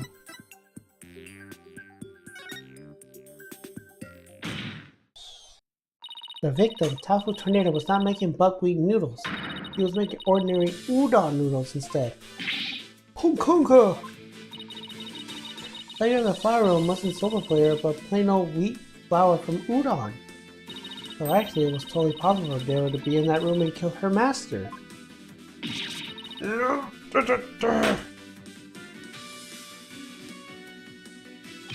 What? If that's true, it changes everything. Your Honor, defense requested the flour to will be tested immediately. Objection. Soba noodles were found in the bowl and Garo had a reaction in her hand. How do you explain these things? Well... Even where udon flour instead of soba, you cannot prove that Garo committed the crime. What? Don't lose your nerve now. Keep charging forward and you feel my blade on your back. Enough with the threats already, I get it. Talk about pressure. Alright, Athena, take a deep breath and go over everything again.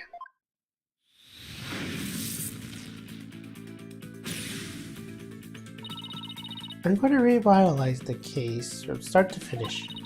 I have my conclusive evidence that Garo committed this murder. The Hostmaster told me to make it in his room.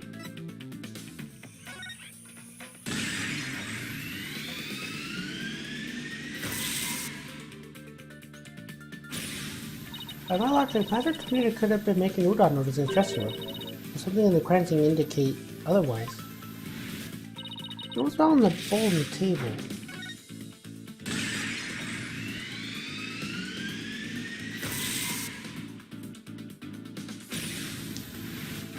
You know the master was making soba. Soba noodles were found in the sink. That means the noodles had to come from somewhere. Wait a minute. One mysterious serving of soba noodles? That sounds familiar. Where did the soba of the blue and table come from?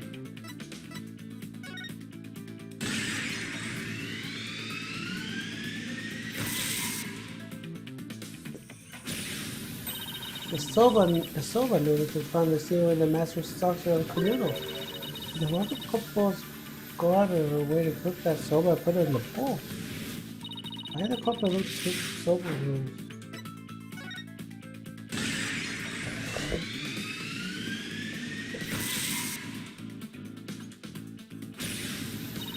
Soba was found in the sink. That means the couple must have taken the udon and had to hide it. Why did the couple did Udon hate Ivy? It must have been because she...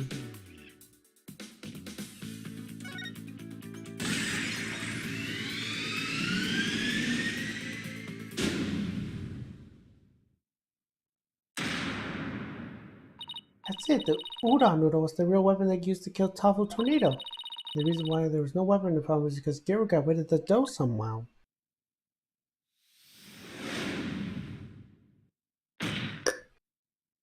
The real murder weapon was the udon dough the victim made. If we can find this dough, it'll prove my theory correct. And undoubtedly prove Gero's guilt. But even if we find this dough, what makes you think it will prove that she is the one? Please recall Owen's eyewitness testimony, Prosecutor Sanmari. If the injury where Gero's body was caused with the victim's knife, Gero's blood must have been dripped down on the dough used as the murder weapon. That would make the pretty conclusive evidence, wouldn't you agree? But where is this conclusive evidence? Let us hear your theory on where this murder weapon is. Well, I can't find the answer to the evidence I have in hand. I will lose trial. How did Gero get rid of the udon now? Think, Adito, and I have to point to the suspicious behavior on Gero's part. No, then, Miss Wright, let's hear your answer. Where is the real murder weapon hidden? Nice barking you did there. I assume you have the bite to back it up? Stop distracting me, especially not right now. This piece of evidence can point us to the location of the hidden murder weapon. Take that! Gero. Huh? What is it? I'm just saying it's a girl. I don't know anything about a murder. Stop that cute accent, you blue hat. Gero got rid of the dough she used to kill Master Tony in the bold and daring way. She did it right in front of Prosecutor Blackwell's nose by feeding it to her dog. No,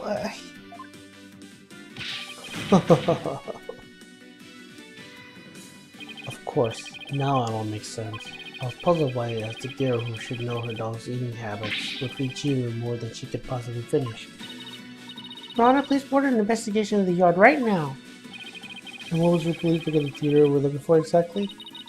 Jimu must have buried his leftover dumplings somewhere around the doghouse. Dumplings that Gero made out of the udon noodle with her blood on it. This is preposterous. I want to thank you, Simon. If you hadn't kept me going, I might have given up along the way. What are you blabbering on about? You still have work to do. Now, by your hand, finish this wretched case off Athena. You got it! Gero, do you remember what you said would happen if the truth is finally revealed? When the truth is revealed, it'll be your balloon or mine that go pop. Got it?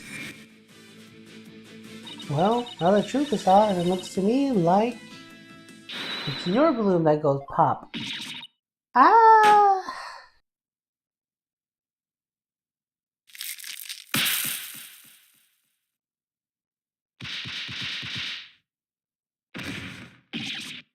Bunkonka!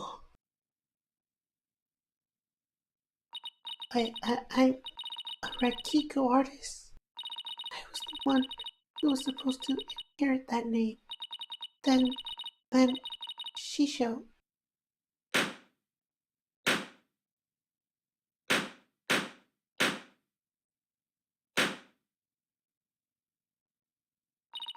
Why are my balloons bursting?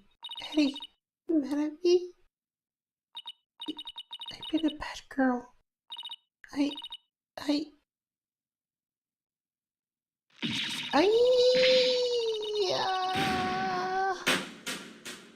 She's flat.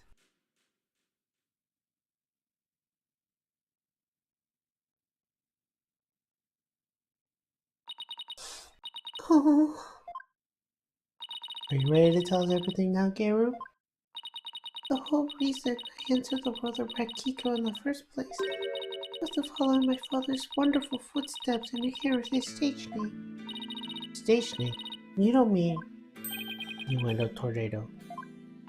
I knew I wasn't very good at storytelling, but I thought that if I did that stupid balloon thing that Shisho wanted, I'd hear the name someday.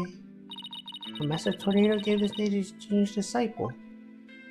Yeah, that's why I took my revenge on Shisho during the show celebrating his name's section. So that was your entire motive? Not anyone else could understand, but inheriting my father's name was everything to me. It was my whole reason for living. Of all the days you could have taken your revenge, why did you choose the day of the show? Because I wanted to pay Uendo back by stealing what was rightfully mine. I wanted to pin the blame on him so the show where all the tornado fans were gathered. But then you end up trying to put the blame onto Bucky Wet. Now we know the whole story. There's only one more thing I want to know. Did you know Master Tornado was making udon in his dressing room yesterday? No, I didn't. When I saw the soda making tools, I was worried about my allergy. That was my only chance to get my revenge for the two of them, so I went ahead and did it. So it was a premeditated murder, but in the end you only went through with impulse. Then the allergic reaction on your hand. Is it from touching the soba from the refrigerator with your bare hands? When you were tampering with the crime scene after your master's death? Yeah. At that time I was clear-headed and I have to worry about my allergy. Garu, how could you do all this, you idiot? Garu, I get your desire to inherit your father's name. But what you really should inherit him wasn't his name, but his heart. His heart?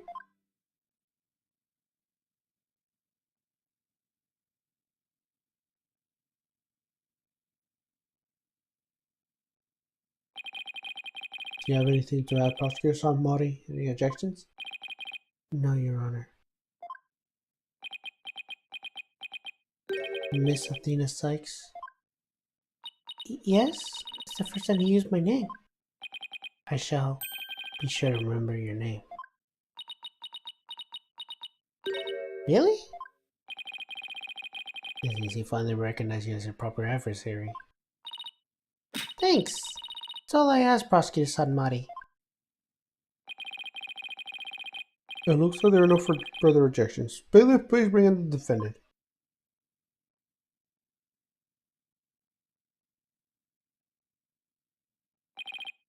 Oh, good. It says you made a full recovery. Now, this court finds the defendant, Bucky Wet, not guilty.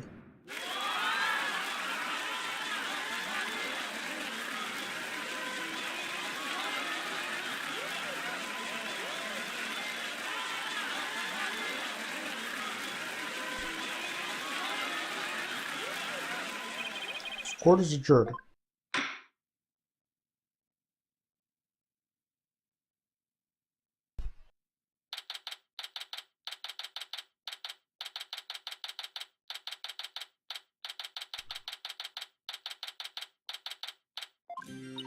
Congratulations, Bucky. I'm so glad you were found innocent.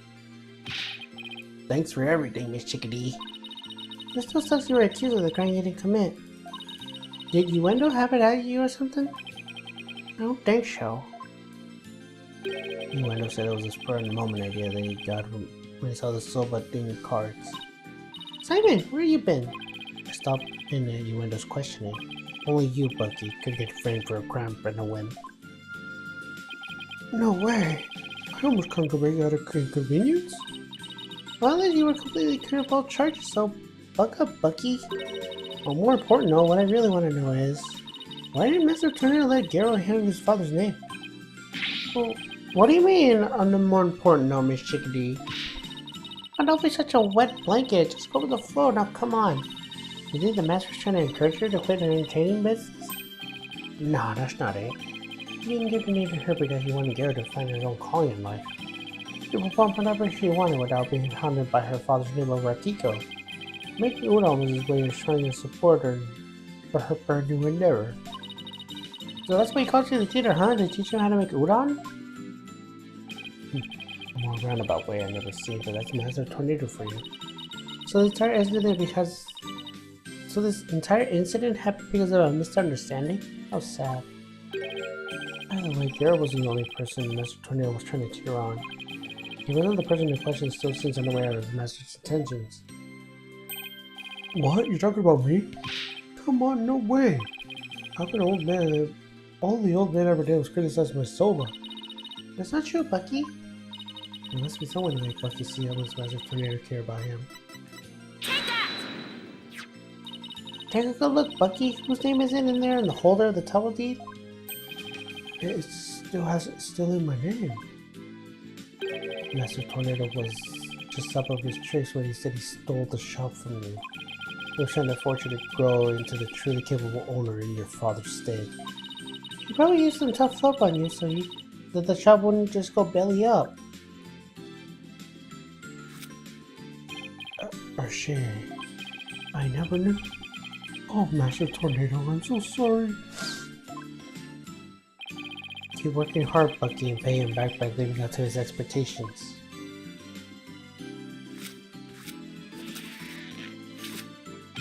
Thanks, Shiny. And you too, Miss Chickadee. One day my shovel's gonna be so good it'll knock the old man's socks clean off. After all, I'm the 4th generation owner of Wet Soba. Wet Noodle number 4. Well, I better get back to my shop. I gotta get ready for the lunch rush. Hold on! Have this order for delivery, Bucky? Yes, Miss Chickadee. Deliver the bowl udon to Garo on behalf of her master? You got it. I'll make sure all the TOC Master Tornado would packed in it too. Thank you. Well, see ya. Be sure to drop by the shop anytime. I will. I'll bring the whole agency with me.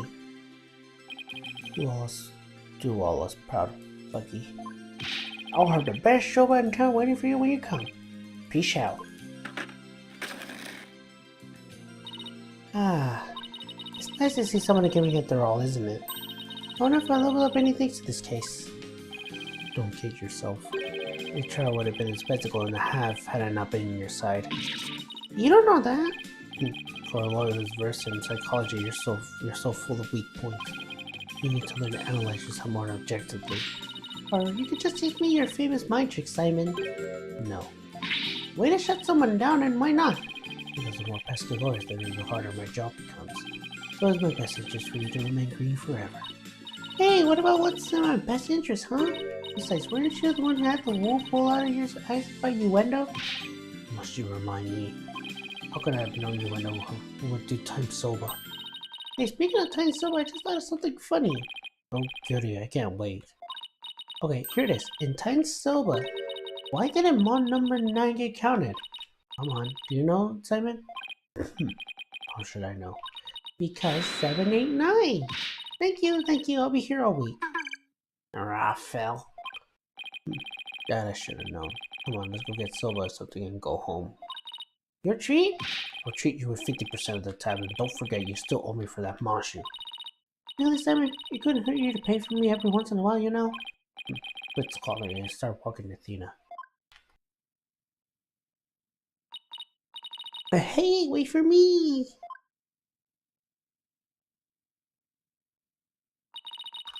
I may still have a ways to go as a lawyer. It's just like Mr. Wright, Apollo, and Simon before me. We want to get there someday. After all, I'm a hero in the passion of their courts and the law. Jennifer LaFair, I can do this.